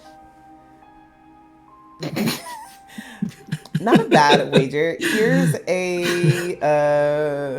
my counter offer. And also, if it's not acceptable, we'll come back and talk about your offer. I might want to tweak it a little bit. Here's my counter offer. So there's clearly something weird going on with this iridescent webbing that is giving off this glow and is phasing through walls and fitting large strands of itself through cracks it shouldn't be able to fit in. What if, through the course of you trying to get rid of this stuff, you touch it and you get changed and something a little fucky happens to you later down the line outside of like being changed? It would allow you to navigate the obstacles. It would potentially give you some additional insight into what's happening here, but there is going to come a time where I'm going to call in that fuckiness. Yeah, Scratch thinks that would be terrible. I am very on board with that. Dope. So, yeah, I accept that. We accept that wager. We love it. I accept that wager. Okay, so then I'm going to ask you,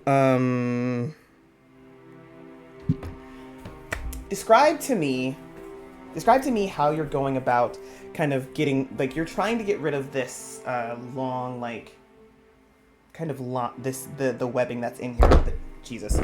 The webbing that's in here at this moment. So kind of describe to me how you're doing that before I like tell you the complication and what the effects of what you're doing are. So what exactly are you doing in this moment? Simplest solution, there's a bunch of webbing. Easiest way to deal with that is to cut the webbing. So basically, I'm going to take a length of chain that I have with my engineering supplies, chain, wire, something like that, and some of the little, jury rig explosives I can make, and we're just going to create a cutting charge to basically send a piece of wire over the top and cut all the web so it just sort of falls like a curtain. Okay. So you set off those charges. They're like, also, is something exploding in this while you're doing this? At all? It'd be a small controlled explosion, yes. Okay, so I just wanted to sound. Just a little detonation. Yes, just a little bit of detonation. Just a little bit as a treat. There's a little bit of some of the like pebbles falling and whatnot, but not enough to like actually. You're not doing anything to like cause like a cave in or anything at this point. And as these are kind of like doing this, you do see that the webbing is getting cut, and then it immediately regrows and reconnects. You kind of go get closer to it to really examine it. It's like maybe it's the material. You know that there's some material that'll cut through something in Ajurea, but then it'll repair itself. Like that's not something unheard of, right? There's a lot of technological marvels out there. You just need the right type of material, and you're just kind of like getting a little bit closer to kind of watch as it, like the filament is like reattaching itself. And one of them, kind of one of the places where it was cut was like a large like node of the webbing, like just kind of and that glows a little bit brighter, and as you're leaning forward to it, it kind of expands and strikes you in the head, or at least touches you. Let me rephrase. Like it looks like it's expanding as a part of its like fixing itself, and you are just very close when that happens. Like that wasn't expected, but and it touches you. And the rest of you can kind of see this happening. Are any of you close enough to see Scratch's eyes in this moment? I think Sophie would be. Sophie, you kind of see Scratch's eyes go over and take on the iridescent color that the webbing has, and the slightly glowing, and it's just kind of standing there, eyes colored over in the moment. What are you doing as you see this happening? So I was gonna ask if I could do something, because something that Sophie has, it's like, impulsive people are impulsive, but in order to be impulsive, you have to really notice things in order to hyperfixate on one thing. Fair. So Sophie has intuition, and I'm not sure if the second part. Okay, so there's a specialty that I took that might be relevant, but intuition. Sensitive body parts, blah, blah, blah. These senses interact in strange ways with the unpredictable nature of Ajurea, but with practice, one can use them to understand a situation and take action before anyone else can. So when your background lets you sense something unusual or out of the ordinary, roll a die. And then I also have a specialty, which is unsettling. You can sense illusions, mirages, mental projections, and other sensory deceptions. The scene leader must tell you that something is off, but they do not have to tell you exactly what is wrong. So it's like, is it, like, would I, if I see this happening, is there, if I roll a die, would it tell me anything about this situation?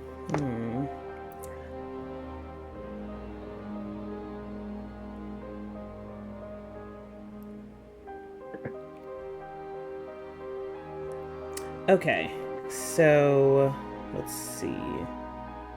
So it seems like unsettling just happens regardless of if you do any rolls with it. It's just like a thing. It seems like happens, like you just kind of sense these things in general, and then you can also do your intuition roll to try and get more information from me. So yes, you can do the roll, but for the unsettling bit, illusions, mirages, mental projections, and other sensory deceptions. God.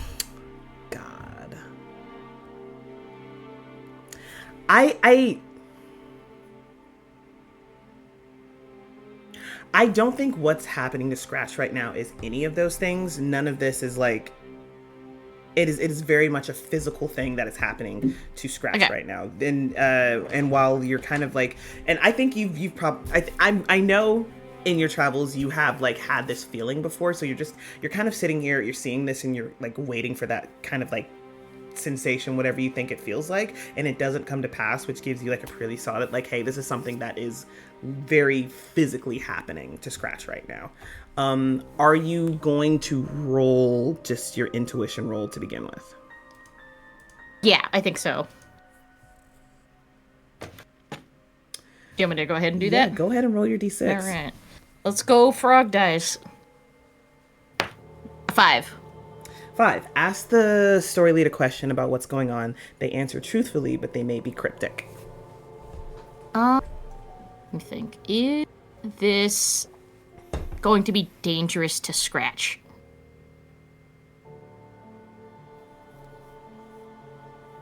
Or is this dangerous to Scratch, I guess?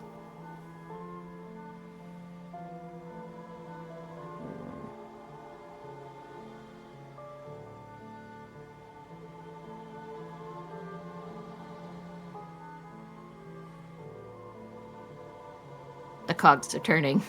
I'm trying to figure out how to, you know what? We're going to come back to answering your question in a second while I think on it. What are the other two doing? Me? You're asking the wrong guy to care about this situation. If you're not doing anything, that's fine. I just want to check in. There's something Oates can really do, because Oates is just like, alright, you're gonna clear the way. Or just like let them do their thing. And they got hit in the head with it. And Oates is like, alright.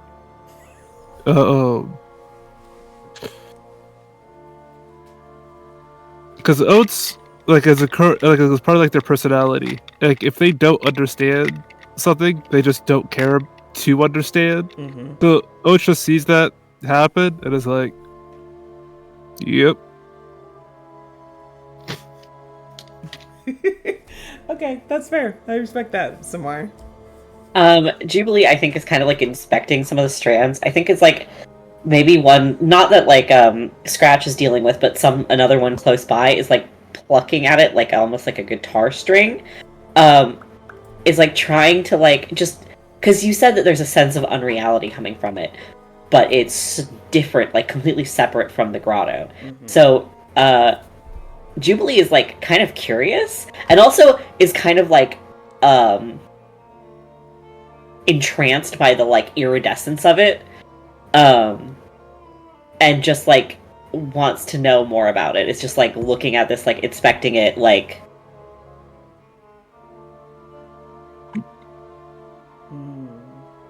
Okay, coming back to that, because I just figured out an answer to Sophie. As your my answer to you is, beneficial things can quickly become dangerous. Gotcha. Is it still touching Scratch? No, it expanded, it touched Scratch, and then it contracted again, and it's reattached itself, and Scratch is just standing there like iridescent eyes. Samar, you're just kind of touching it and like trying to like are you using your connection to the grotto to try and figure out what's going on? Like what exactly, like how? I mean, if I can, I mean, like just a like kind of inherent understanding of unreality, trying to like see if in any way this like reflects what I know of the grotto and what comes with it. Like obviously it's a different source of unreality, but just trying to see if any of it is like similar to what they come from. Okay. Okay, so the first thing I'm going to give you, like, as you're kind of touching it, tell me Well, actually, hold on. Let me double check. Also, I realized when I do rolls for the grotto, I don't get to choose the die. I have to pick randomly.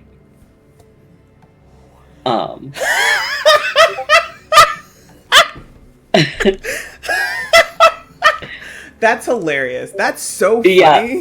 That's. Do you know how different? Well, I wasn't gonna kill or hurt any kids, so like there was only so much that was gonna happen previously. It's like, so there's like a list of how it goes. So 6, it works perfectly. And I can clear a wound related to grotto. But there is like a new weird detail. 4 to 5, it works, but there's like dissonance and things get weird, and I take a wound. 2 to 3, it works, but unreality is leaking through, and we have to add strange to the palette. And if there's already strange in the palette, we have to give a focus or NPC a wound related to unreality. And on a 1, unreality runs rampant. Your original vision has been hijacked and warped. You have to add strange to the palette, take a wound related to unreality, and change or add an area trait. Okay, this. Obviously, we're not going back and changing thing, but I'm deeply curious what it would have been. Can you roll a d6 for me? I just want to know what you might have gotten if you had rolled the My grotto own die. curiosity must Yeah. be sated. I need to know. A 1. Well, folks, that's a branching timeline. And mind you, Confluence has the multiverse. Things get pulled in from all over the place. And in another world, something really fucky happened. But yeah, so if anytime I have to, like, so if I do that again, whatever die pool I roll from, I have to randomly choose the D6.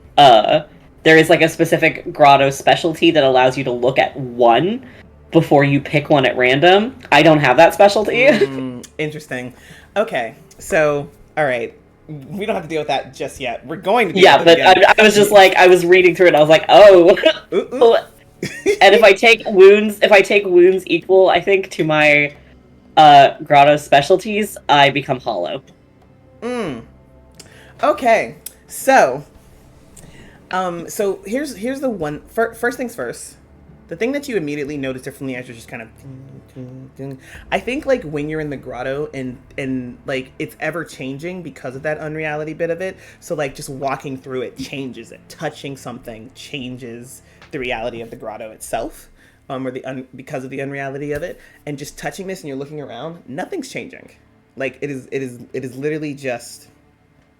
You are used to touching things in your grotto and it blossoming into something else. Maybe a different color, maybe a different like species of whatever it is. Like if it's a flower, maybe just a completely different thing until like sometimes it's just like it's such a wild variety. But this, nothing is happening. It is just you are touching it and it is moving and nothing is going on.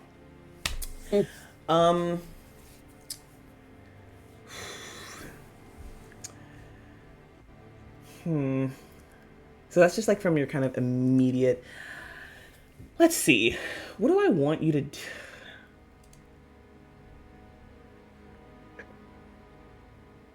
Okay, so I'm going to ask you to make a quick roll for me. And this is specifically going to be about like, because you're not actually materializing anything, but it is you trying to like kind of try to put something together, knowing they're both in an unreality space. From your own like instances of interacting with the grotto, so it doesn't require you to do the whole grotto pool because of that. So just roll a d6 for me, please. Okay. It's a 2. It's a 2. Don't you just love it too? No. Okay. I mean, on a 1 to 3, the SL describes what happens. Like you just. You know, there are differences and similarities, and that is all you had. You have it doesn't change the way the grotto does when things are touched. But it is still in that same category as the grotto is, but you cannot piece together anything else outside of that. Like there's something here, if there is something here, you just can't see it. All right.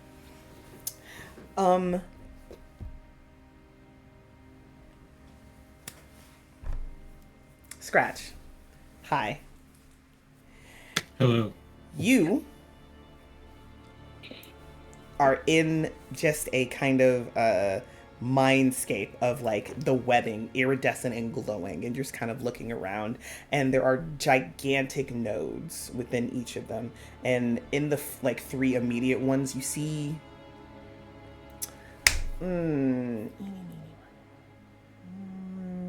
Oates. Yep. Describe to me a memory either from when you were in our world is in the real world you the player are from, or Ajurea, and have it centered around an emotion of your choice. Yeah, so in before like it would no, we'll do it for like Earth.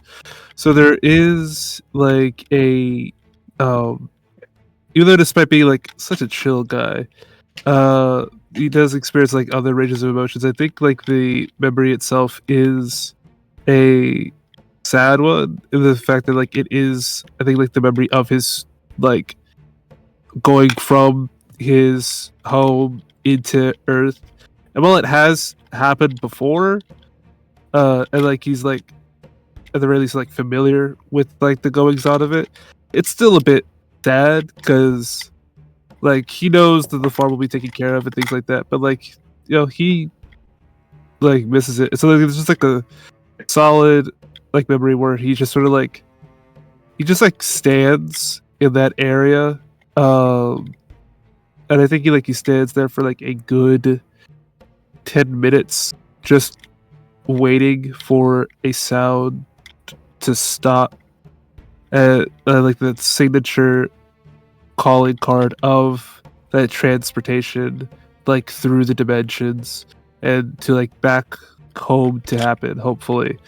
And like he stands there for 10 minutes just waiting, and then I think like sort of like after that he just goes, well, time to figure this out. And then he sort of like walks off to somewhere to like try like gain information as to where he is. Aww, that makes me sad. Excellent job, Robin. Thank you. Samar, Mad Cat, which one of you wants to go next? Would you like to go first? Huh? Would you like to go first? Sure.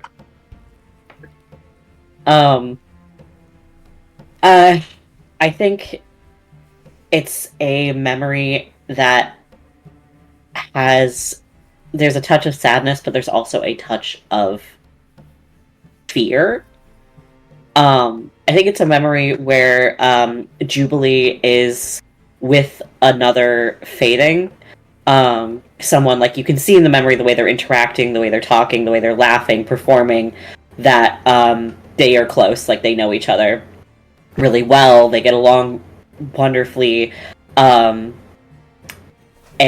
as they're in the middle of kind of like laughing together about something, and they have like a food spread out between them, glasses of wine, there's colors all over the place, like little bits of the grotto almost leaking in around them. This other fading just goes still, and all of the color just leaves them, and they become quiet and gray, and the laughter just dies, and they just kind of get up, and without a word, other than just like repeating whatever Jubilee says, Jubilee just like, where are you going? They repeat, where are you going? And then walk off.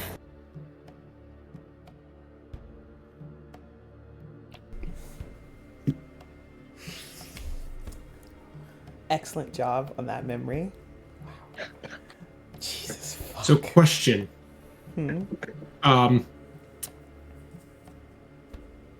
Takes Scratch, kind of like puts 2 and 2 together, but is in a little bit of shock about what they're seeing here. Am I able to, like, I'm going to try to do basically the close my eyes, like the la la la, I don't hear you, I don't see you stuff. Scratch is not wanting any part of this. Whether or not that works, I have no idea. If it doesn't work, I will still be trying it. It does not work, unfortunately. As you kind of go to do that, it's a question of like you can feel that your eyes are shut in here, but you are still seeing it. It's like this is not something you can simply see and hear it. It's not something you can simply tune out by simply doing this. And Mad Cat, please finish us off. Okay. It is a moment. It's in one of the other cities. Or has Scratch ever left the Motley Coast? Yes. Scratch is originally, I don't remember the name of the place. Scratch is from somewhere else, though, the place that had the Clockwork City. Okay. I'm gonna say this was probably near there then, and it's just like a moment where Sophie, this was like before they had met, and or maybe like soon after they had meeting, and Sophie is like hyper fixated on getting one thing, and that one thing is like maybe a treasure.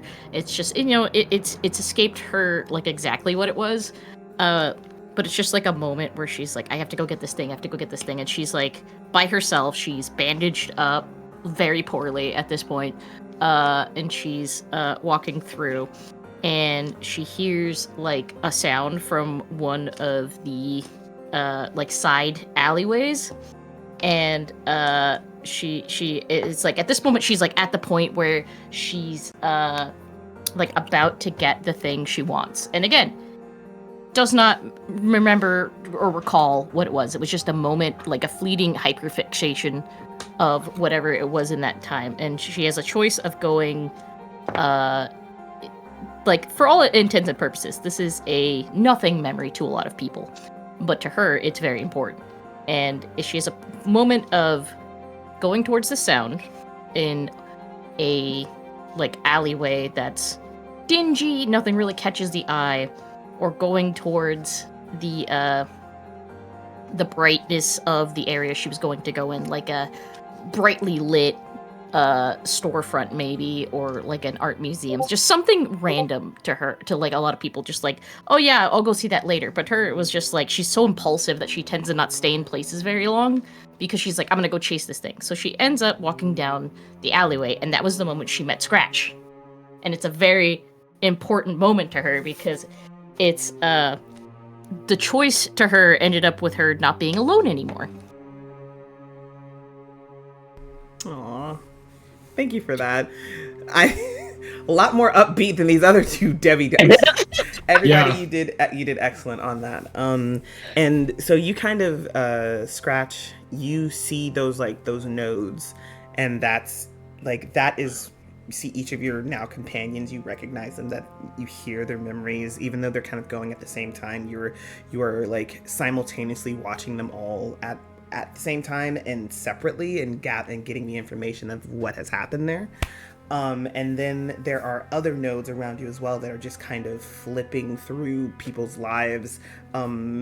You think for a second, maybe, again, closing your eyes or whatever doesn't work. You think for a second, maybe you see somebody you recognize, but then it's gone again. How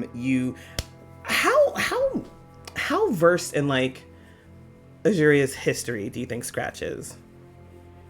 Not particularly well. Scratch, mostly kind of aware of that things have been a mess. Mm-hmm. Understands that there has been essentially cataclysm and diaspora. Mm-hmm.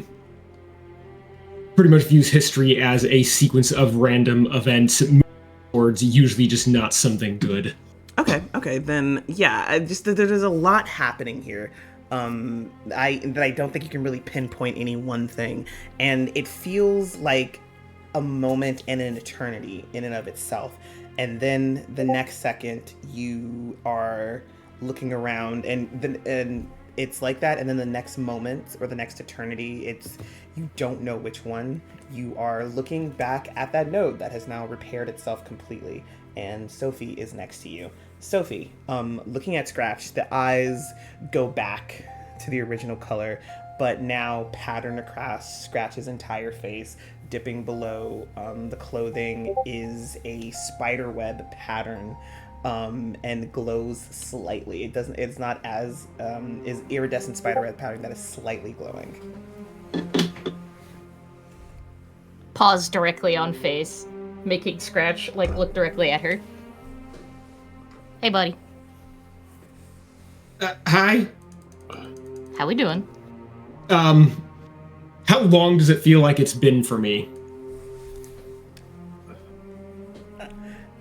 Inside that place, it was both a moment and an eternity. So I will let you decide what Scratch is physically feeling, like what's feeling for you in this moment. Cool. Probably disassociated as all hell then. So Sophie has healing, and a specialty of that is therapist. It's just for Scratch. Mm-hmm. So I think she immediately puts her forehead against theirs, and it's like, all right, you got this. Deep breaths with me, and then it tries to get Scratch to breathe at the same time as her and match tempo.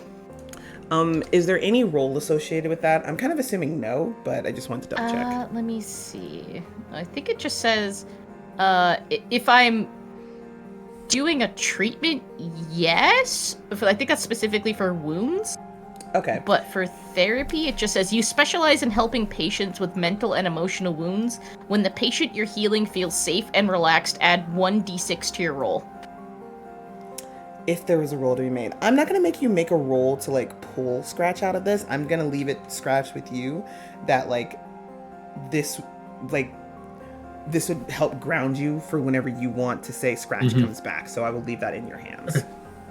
Yeah, I'm gonna say that helps me to stop. There's a lot going through my mind right now, and that helps kind of just bring things back to the present. The problem of we need to get out of here and survive, and then can worry about the emotional baggage that is quickly adding up. So God, my brain feels so heavy. Yeah, starting on the verge of yep, I'm about to have a panic attack. Nope, okay, breathe. Match the breathing. Okay, I think I'm good. I'm good. Okay. I don't know why that didn't work. It's a weird place. Deeper than we've been. Can we, do we just want to, looking back, do we just want to, move through it, or... I know you don't want to touch that again, but... Can't go over it. Can't go under it. Can't go around it. Scratch. You feel a kind of, there's a kind of, like a tugging, as if there's a strand of the web, tugging your hand up. It is not actually moving it, but you do feel that kind of tugging. It's as if it's trying to get you to raise your hand. Not necessarily, you don't feel it pulling it to touch it, but just to raise it. Do I have a idea if this feels like it would get us, but more specifically Sophie, to somewhere safe? I think in combination with your wayfinding abilities and kind of figuring things out, yes.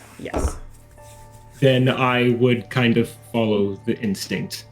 You kind of raise your hand. Is the fur and stuff on your hand visible? Yeah. I got little beans also. Gotcha. As you kind of raise your hand, you can see kind of traveling down on your hand, traveling up your arm, is that iridescent spiderweb webbing pattern in a very, very faint glow. And you kind of raise your hand towards the node, and the webbing itself begins to thin and thin and thin. And it's still there, but it is so thin that it's not taking up the majority of this cavern. You could walk through it without having to actually touch it. I think we can go through, just don't touch anything. Oh, that's cool. How are you doing that? I don't know. Oates walks while they're talking about it. Yeah. Jubilee will start through, but it's kind of walking backwards so that she's facing Scratch as she's walking backwards through the tunnel. And it's just that is so cool. It's a totally different kind of unreality, but you're able to manipulate it. I love the new pattern across your... Scratch is freaking out. Like, shouldn't you be watching where you're going, trying to get it out, but like being able to speak over, which I imagine you're somehow also just like magic, like avoiding all the little strands and stuff that are there. Meanwhile, Sophie's just like, I wonder if we could turn this into like furniture for our place in the upper part of the catacombs. Like, do you think we could make hammocks out of this stuff and make it not sticky? It would double as a hammock and a nightlight. Oh, you're right. Well, now I like we definitely have to figure out how to get some of this up there. I assume this conversation is actually just going on while we're walking. Yeah. We're just walking. You continue walking around like winding paths and right now. As also part of your wayfinder's bit, it's actually now a combination of the wayfinder of like your abilities and what's ever going on with you in this webbing. Like there is a moment where you tell the others to abruptly stop because like the path kind of veers off and you've made a choice which way you're going, but you like wait, and then the next moment there's kind of like a shake, and then that like like a bit of a cave in, and that side is closed off, and you have to take the other path. But if you had kept going, there would yeah. And and from then on, kind of small moments like that, like you there's one point where Oates is about to like step somewhere, and there's just this kind of sense between your own instincts and what, again, the webbing that's just kind of like interspersed in your mind of like a of like Oates stepping into it kind of giving way, and the like leg getting and the knee getting like popped out of place because of it. It's not possible. He's hallucinating. Okay, so if Scratch tells you to stop, are you not gonna stop? Yeah. Like, it's not like Oates isn't like being combative about it, but like Oates doesn't like believe that his leg would get fucked up. So you're humoring me, basically. You're not, but you are humoring and stopping, or are you not listening and continuing on despite if Scratch tells you to stop? I'm hearing it. I just don't believe it's real. Okay, that's fine. That's fine. I was like, wait, are you still walking? Am I about to have to tell you your fucking knee pops out of place? Okay. Meanwhile, Sophie's just describing all of the furniture they could try to make with the webbing, and it gets into like really weird territories of like, do you think we can make a full Rococo like style armoire and start keeping a bunch of dresses in there? Jubilee is talking about how it would be so pretty as clothing or jewelry, or could be involved in their show. It's like, what if I made like these like high wires and ropes from it? It would add like a whole other effect. It would catch the light. It would be so pretty. It would be like that iridescent, that the glow, and then when I do the lights and the colors, it would all flash off of it. And then what if I was wearing like a dress made out of it too? And then it just is going on and on about it. I think it would be very form-fitting. I think as that conversation is happening, the first one who picks up this sound is Scratch.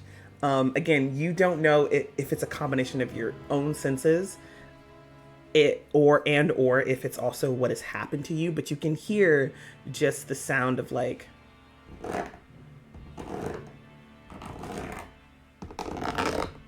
against. I don't know what sound you're making. I can't hear it. Damn it! Hold on a second. Sound of silence. Can you hear that? Oh, yeah. Dear. That's definitely nothing bad. And it's really faint, but you are hearing it, and you hear that. What are you doing immediately upon hearing that? Stop. Sophie, do you hear that? You don't hear it, Sophie. I don't hear it. Mm-mm. And I'm like listening, because if Scratch hears something, no, I'm like, yeah, you're listening. You don't hear it. Don't hear anything. Did you hit your head? Do you have tinnitus again? Did your tinnitus get worse? That's about the same as usual. It's mostly in the left ear, and I'm hearing it in both. Maybe you got a spider in the other one. Hold on, let me check.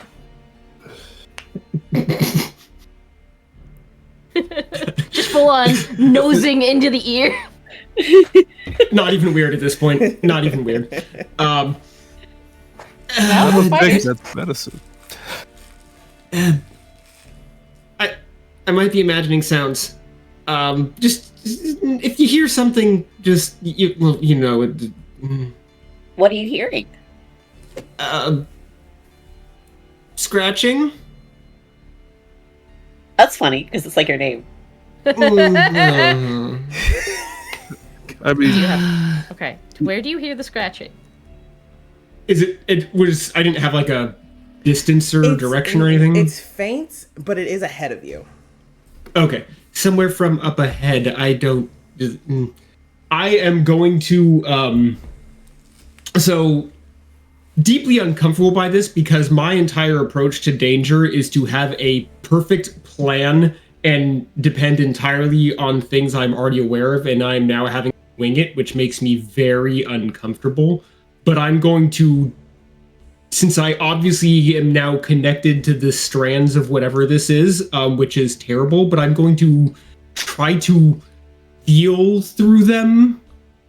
It's like normally, like if you're holding onto a rope, you can like feel when the rope is moved at the far end of it. Basically, like, can I feel something through it as if it were like a tactile thing?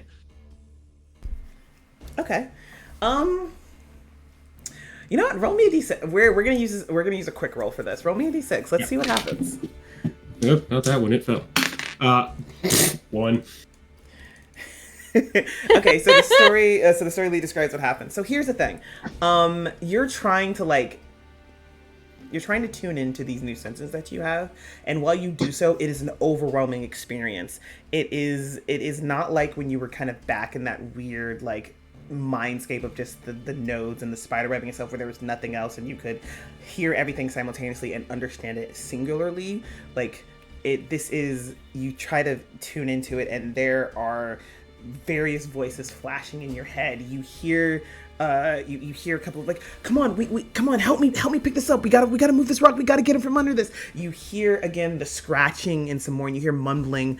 You hear like mumbling again, like, it's not done. Must finish it. It's not done. You hear like kind of further down. You hear the sound of quill and paper.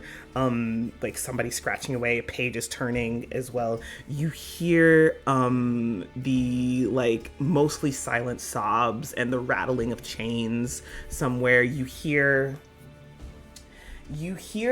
once again the sounds and the noises of the crowd as Jubilee was performing. You hear you hear something from your hometown that you like, you don't know if it's happening now, but you can hear like the telltale signs of the landscape of that. You know you're not there. Like you are hearing all of this noise kind of crashing in on you, and there's no way to like pinpoint it. It's just overwhelming right now. Am I able to sever that connection? Like, am I able to just like pull myself back from that and stop feeling it? You can pull yourself back from that. I am gonna give you wound headache, so you feel free to do what you want with that. Hi folks, for those watching, I am using physical wounds kind of liberally here. You don't have to do that. I'm just doing that. But it is within like the rules of the thing, and usually once a player gets a wound, there will be some negotiating about what that looks like and what's it's affecting, especially if it's an attribute, a facet, or a speciality. But physical wounds are like still something you should generally talk about with each other, like when you're negotiating things. But I'm very much giving like minor, like, oh, you twinge this, oh, you have a headache kind of thing. So if and or when it gets to a larger wound, I will be like, hey, so here's what's happening. How do we feel about this kind of negotiation? But please continue. Without headache, I just also feel like everything that I do is based around precision. So I feel like that's going to be a detriment towards doing something where that precision would give me like a bonus to a die pool. But other than that, having a headache is not particularly new, given my best friend. My blood pressure through the roof all the time, but that's funny. Snapping back from that, so how hard do you think it would be to swim up a waterfall? We could always try. It depends on a lot of factors. It's really just feeling like a better option the further you go. I might be able to get us out of here, but I kind of want to find those kids first, because if they're also trapped down here, I don't want to just leave them behind. I think there's a lot of people down here. Oh. How? I don't know. I think I heard everything. Everything? Anything? All at once? You guys can't, like, physically see Oates' eyes, but the other two you can, like, feel, like, spiritually Oates is giving a side eye as soon as they say they can hear everything. Just like just feel like they're like, oh, Oates being like, that's not real. Not real. Something's not right. Do y'all continue on the path? I think Sophie would probably do something like, well, there's always a possibility that those kids are hurt. We should probably at least check on them, and then I get thrown into the webbing, and then we swim up a waterfall. Or you could get thrown up a waterfall. Yeah. Also, that's if even you're better. hearing things, I could try to drown it out. Jubilee starts, like, jingling the bells in, like, from their cape in, like, a rhythm. And, like, kind of singing. Sophie joins in, but it's very off-tempo with the bell on her tail. I feel like that might actually be an even better distraction. Oates It's like loudly claps focusing on- right next to Scratch out of nowhere.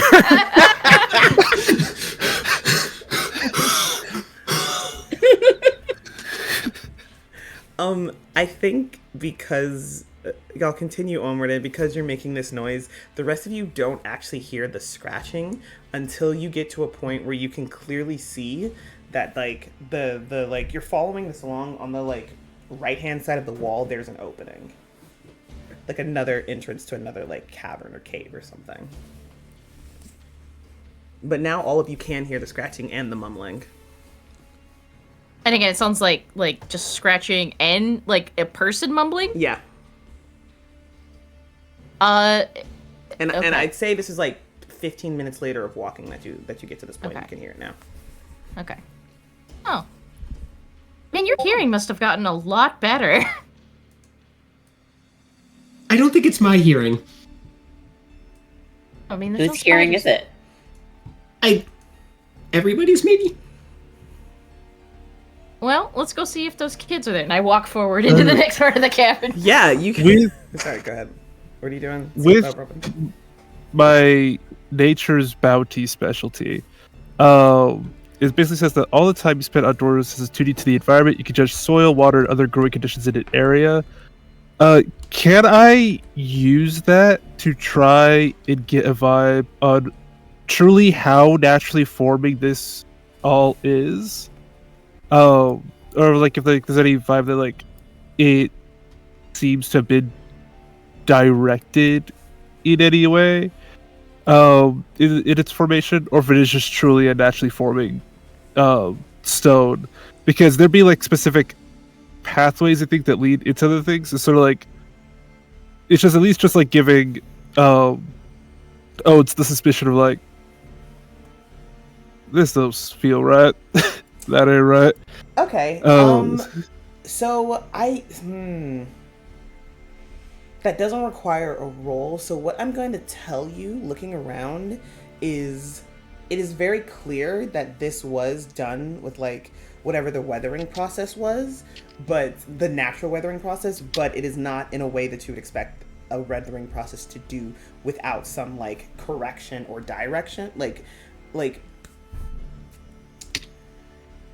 it feels like this was constructed and that it didn't happen through like nature's wild courses. It feels like, so given like also the catacombs are just kind of generally wet as well because of the nature of their underground is it like the way this is like kind of cut, it is very much like, yeah, water did that. It was not a tool, but I don't know any water that would naturally flow like this to create this, but it was definitely water. Yeah, so I'd say you could probably think something did something fucky with the nature here. somehow. Something made this place, and it wasn't nature. Not all the way, anyway. You do think like there are bits and pieces of it that you're kind of watching, like, okay, that's nothing had to have changed. Nature didn't have to be changed for this to happen. But some parts of it, it's like the tool was nature, but I don't think it was nature's design. Yeah. If we're as random as a place this world could be, this is too direct at points as we've been walking. Yeah, I mean, Most it of is these- all really weird. I was like, kind of plucking at the iridescent strands, and it's not reality the way that I guess you all understand reality, but it's not like the grotto, and nothing changed when I touched it. Nothing shifted. There was no colors, no lights, no reaction. So it's unreality, but it's like really, really stable. VJ, is there? No, I'm not doing this. Just feeling around to see if it is like feasible for him to do this. Is there like any sort of like crack or like stone formation in regards to like the surroundings that he could reasonably like break around to have like a solid block of stone to carry? And by solid block, I mean like enough to be used as like a shield. Like I want this rock. This rock is mine. Okay, sure, but I'm like it's yes. I'm like trying to break it out of the. He's looking for fissures within the stone so I could chisel out a stone shield. Are you voicing any of this? No. Okay. You just see him like looking at the rock. I will say I have a gigantic like bag of tools and stuff, many of which are just like poking up and out of like my backpack. Like I am prepared for anything. But yeah. Can I borrow that? Grabs whole backpack. Yeah, actually, yes. I will With say. scratch attached. Yeah, so the like. There is a side of the so. How am I describing this? So on one wall, there is no, like, there's not even that thin film of webbing. And on the other one, there is. So, like, there is a part of that wall that you could, like, kind of crack away and, like, that, like, kind of, like, it's, like, kind of chipping and breaking off already. That you could crack away and, like, pull out as as, like, a giant fucking stone shield to carry. It's not going to have a thing for you to hook it on. No. But you'll have, yeah. Which he's is like, fine for you. You're fucking semi-truck. He'll be holding it on like one of the ends, like gripping it, but like, yeah, but like meaning to like use it as a potential shield, not necessarily like he's it's like here's the stone, here's his grip, he's gripping it like this, and he's using that as a means of like almost like a really big fan, almost like a really big battle fan, but mainly with like a shield intent. Okay, yeah. So I break it no issue, and I just have it now, right? Roll a d6 for me. I just want to see how long it takes you to do this, honestly. All right. We'll do Corey because you roll better. 1. Did you get your dice names? I have dice sets after characters I play. Oh. I have like a Corey dice, I have an Astra die. I have. Robin's in three of my 3 paid games, so. I mean, these aren't just you. Anyway, second AFK. Yeah, no worries. Was somebody about to? Samara, were you about to say something, or was that Mad Cat? Uh, I was just thinking if it's a 1, that's funny because we're just standing here for like an hour as he Kicks the wall. It is in fact. Here's the thing. It is in fact a 1. So how long did Robin? How about you tell me if you'd gotten a 6? How long would you have said it took you to do this? Instantly. Like you just I got a 6. Like got a 6, he just kicks the wall and out pops a shield. Jesus Christ. I mean, okay, well, you got a 1, so we're actually gonna say it takes you the better half of the next like 35 minutes to like carve this out. That being said, while you're doing that, Sophie, you've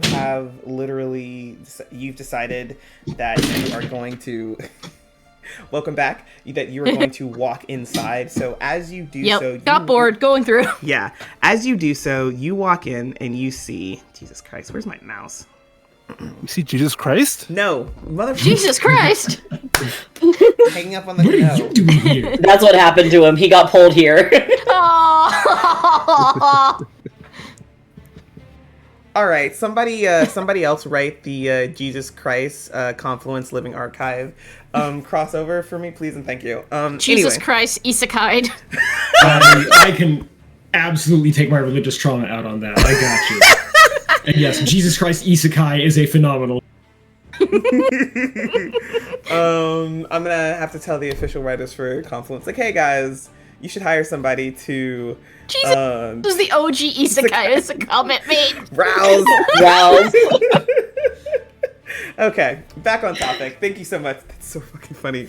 As you're kind of wounding in immediately, I think the first thing you immediately see is you see a rather an emaciated Jurnang, which is kind of like a rabbit folk, who's like just currently like you can see is reaching up, fingers together and like clawing at the wall, and as they reach up, you can see that they must have been doing this for a while, because the flesh is gone, the muscle is gone, and it's down to the bone at this point. And they are muttering, have to finish it, have to finish it, have to finish it. It's not right. The others didn't do it right. The others didn't do it right. And on upon seeing this, and then your eyes kind of sweep the entire place. Now, this is not a large chamber. I'd say it's probably like the size of like a dorm room. Like a double, like twin dorm room, like a small one. But kind of looking, or maybe a little bit larger than that, kind of looking around, you see a few, like a couple, like 2 or 3 dozen bodies, clothed in like the robes, which are pretty much all black, except for like they're in like a spider patterned webbing across it, and like they tried to get the coloring to be iridescent as well, but it is not in any way comparable to the actual webbing. The Jurnang is also wearing the same thing, and these bodies are like some of them are skeletal, some of them are still kind of like still have a little bit of flesh in them, but not a lot, and others are pretty fresh, like maybe the past like 2 or 3 days fresh. And all along the wall, you can see depictions of like monstrous like a monstrous spider creature.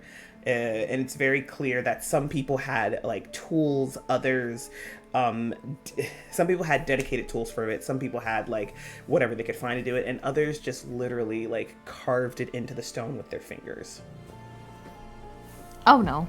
No. Nothing to see here. Time for us to go. It's not right. It's not right. No, it's not right. It's not right.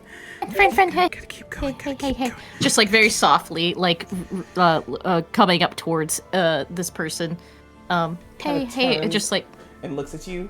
Mostly the face is very what you would expect for a Jurnang, except for one large bulging eye that has multiple like a spider's eye in one of theirs.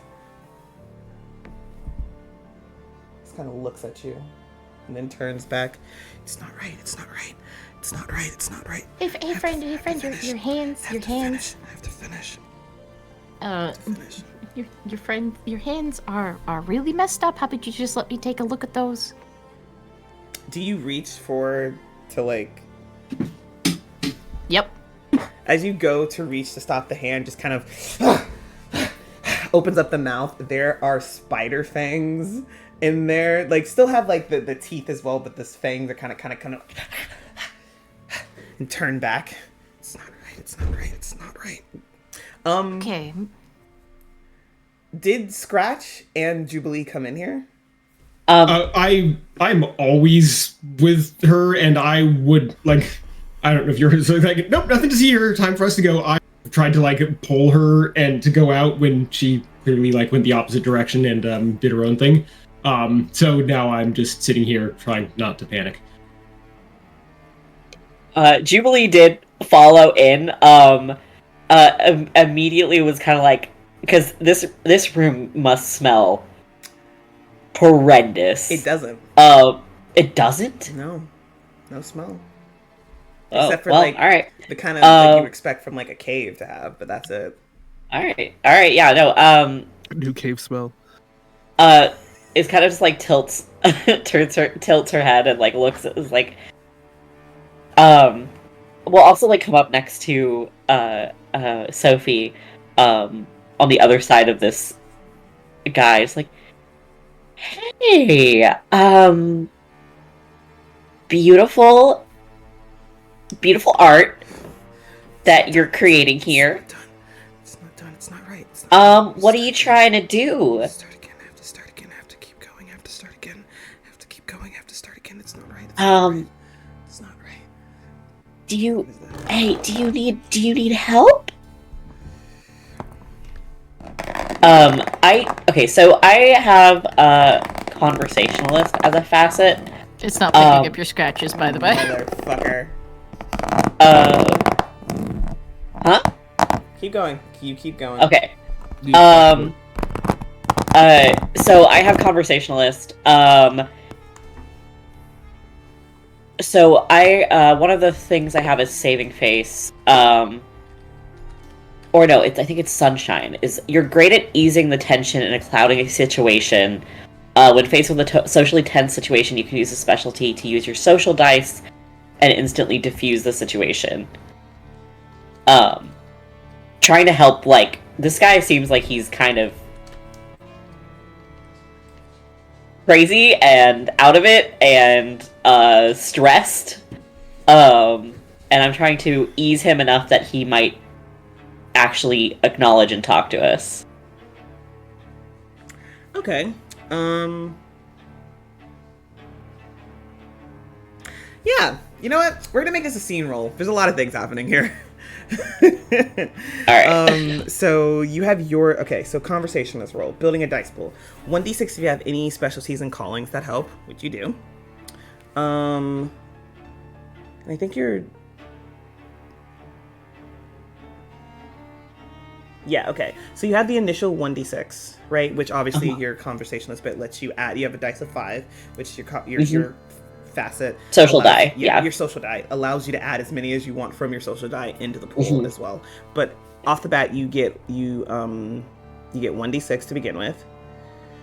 And add 1d6 if you know something relevant about the people or situation you're trying to pacify. I'm gonna say you don't have that, so you can't do that. No, absolutely not. Okay, I think that add 1d6 if you are friends or have good to neutral relations with whoever you're trying to reason with. Is it neutral? Yeah, I'll say it's neutral. You haven't done anything, it's just kind of whatever. So 2d6. Add 1d6 if you spend a token. You do not have any tokens. So right now you're at 2d6. Of course, you have 5 dice that you can add to that. I am going to let's see. Okay. No, go ahead. Go ahead. Oh, I'll decide after you say or whatever for how many if I'm gonna spend social die. Okay. Let's see.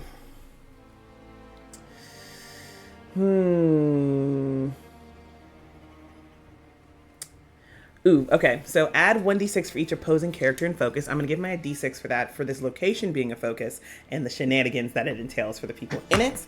Add 1d6 for each theme, palette, word, or area trait hindering you. Let's see. Let's double check. Let's see. God, what am I... I'm looking for the whiteboard we did. Here we go. I don't think it will help me, but let's just double check. Nope. And then add 1d6 for each additional obstacle. Okay, I'm gonna give myself 2d6 for this. 1 for the length of time this man has been in here. 2 for some of the horrors they saw previously while doing like prior to doing this. It's not helping with the situation. That feel fair? All right. So you're rolling how many? D6? 3d6. Okay, then I will spend 2 of my social dice. So it was 2d6 originally for me. So I'll spend. Right, I get 2. Okay, so yeah, you had 2d6 originally. Also, build a player pool and a difficulty pool. Pool start at 0 dice and go up to 3d6. Each die Up to 3d6. Yeah, okay. So both. But my social die don't count towards the die pool. It says that's right. Yes. So you got 2d6. So add whatever else you want to add. Correct. Okay. So I'm gonna expend 2 of my social die to roll 4d6. Okay. Ooh. What'd you get? My highest is a 4. A 4. I got a 4 4. I got a sixes? 4, a That's 5, awesome. and a 6. 4 6s, you say? I got a 1, a 2, a 2, and a 4. Okay. So here's what happens with that, right? Because previously, folks, the only thing that has been happening here, right now, is the players beating me. Period. But now we're in a situation, so we're gonna like kind of go and read it. Players pair up the dice. If a player die is equal to or higher than a difficulty die, the player determines how that element is successful. If a difficulty wait. Sorry. Really quickly. I also have saving face, so whenever I make a roll to interact socially and I roll a 1, 2, or 3, I can choose to re-roll 1 die. Dude, So I'm going to re-roll 1 of the die. We'll see if it ends up better. you're getting a 6. It's a 5. Dang, close Okay, enough. all right. I So was trying to will it. I get Oh. 1. Okay, so I was trying to will it. okay. So roll simultaneously. Players pair up the dice. If a player die is equal to or higher than a difficulty die, the player determines how that element is successful. If a difficulty die is higher or unmatched, the SL determines failure and/or consequences for that element. So you have 2 successes and I have 1 success. So tell me, like, so right now you're trying to calm this individual down. What's the vibe happening here? What's going on? So Jubilee is just kind of crouching down, like voice like soft, and is like kind of like not trying to stop him from doing what he's doing, but is just kind of like trying to get him like reassuring him like, oh, this looks great, you're doing a great job, like whatever you're trying to do, you're doing so well. What are you trying to do? I do think, like, initially, because I had to reroll, and when saving face, I have to actually, like, try and fix the situation. So I feel like initially it was your success, and then I was able to, my failure, your whatever, but I am able to then, like, maybe kind of pull it together. Okay. So if you want to say how it's going wrong before I have to, like, soothe it again. Jubilee's gentle Jaren is a comment I see. Yeah. Rouse again. Gentle Jared. Here's what I think actually happens. I think as you're kind of doing this and you're saying this to this individual is very much like, so Carney, don't talk to me like that. I'm not crazy. I'm not a child. I just have to finish. I have to finish this. I have to do this. No, I mean, I have to finish it. I have to finish it. You're obviously not crazy or a child. I'm an artist in my own right, and so I'm trying to appreciate your art as well. And I just want to know what your art is that you're trying to do. I want to understand. I want to understand what you're creating. Okay. And folks, because I got a 6, I succeeded on something, there's going to be a consequence to your success. And we'll get to that in a second. It's just kind of, I saw its face. And I have to get it out of my mind. I have to carve it here. I have to get it out of my mind. I can't keep it. I have to, I saw the face. I saw its, the like kind of the spider eye, like here's the it's really fucky because you have the segmented bits, but you also still have the like the humanoid pupils inside of it. So you can see them like the spider bit and the like looking in all different directions as it's kind of like clearly thinking about. Sorry, I went too deep. It's just a glimpse, just too much of a. Clearly is like trying to talk to you and tell you what they like they saw. So many eyes, so many large and then as they're like trying to describe this entity to you, their body just kind of seizes up for a moment. The eyes, like the regular eye and the pupils that kind of roll back, the mouth opens up and just spiders come pouring out of it before they drop to the ground. Just ooh. Ooh. Okay. It's fun.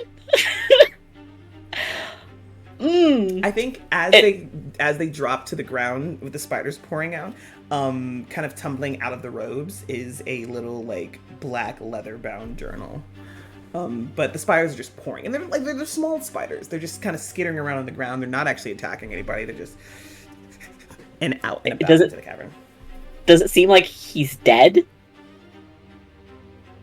Sophie goes to check his pulse immediately. Jubilee's just gonna like. They're just little guys. It's fine. They're just little guys. It's just art. It's art. It's art. I don't understand, but it's art, you know. And it's gonna like reach and like kind of like hesitantly like try to like not touch the spiders. Will grab the journal. Yeah, you grab the journal. They're just little guys. It's Jubilee, fine. You check the pulse.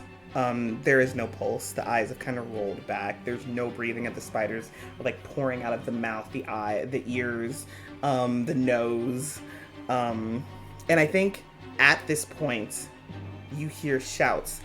No, don't do that! What are you?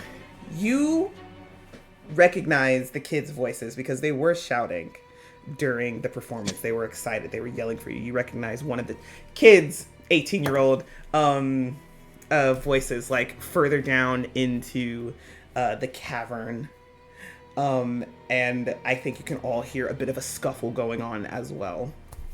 And as you hear that, as these spiders are still pouring and as you're reaching for this book, that's where we're gonna end today's session.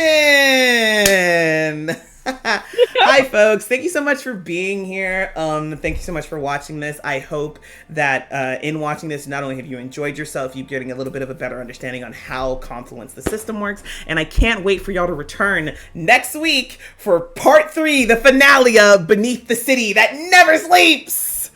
I do hope that we all remember that if you're hungry, just don't eat spiders. Exactly. And, Meanwhile, with oats, I've been kicking all this rock all the day. Just imagine the whole time we're like, oh, spider horror, oats, rock. But yeah, folks, please, again, thank you for being here. Join us next week. And if you haven't already, go back Confluence. It's such a great little system. It's a fun time. I'm having a blast running it again, and I know my players are having a great time too. And with that, folks, we're gonna leave you there. Thank you so much for tuning in, and catch you later. Bye. Bye.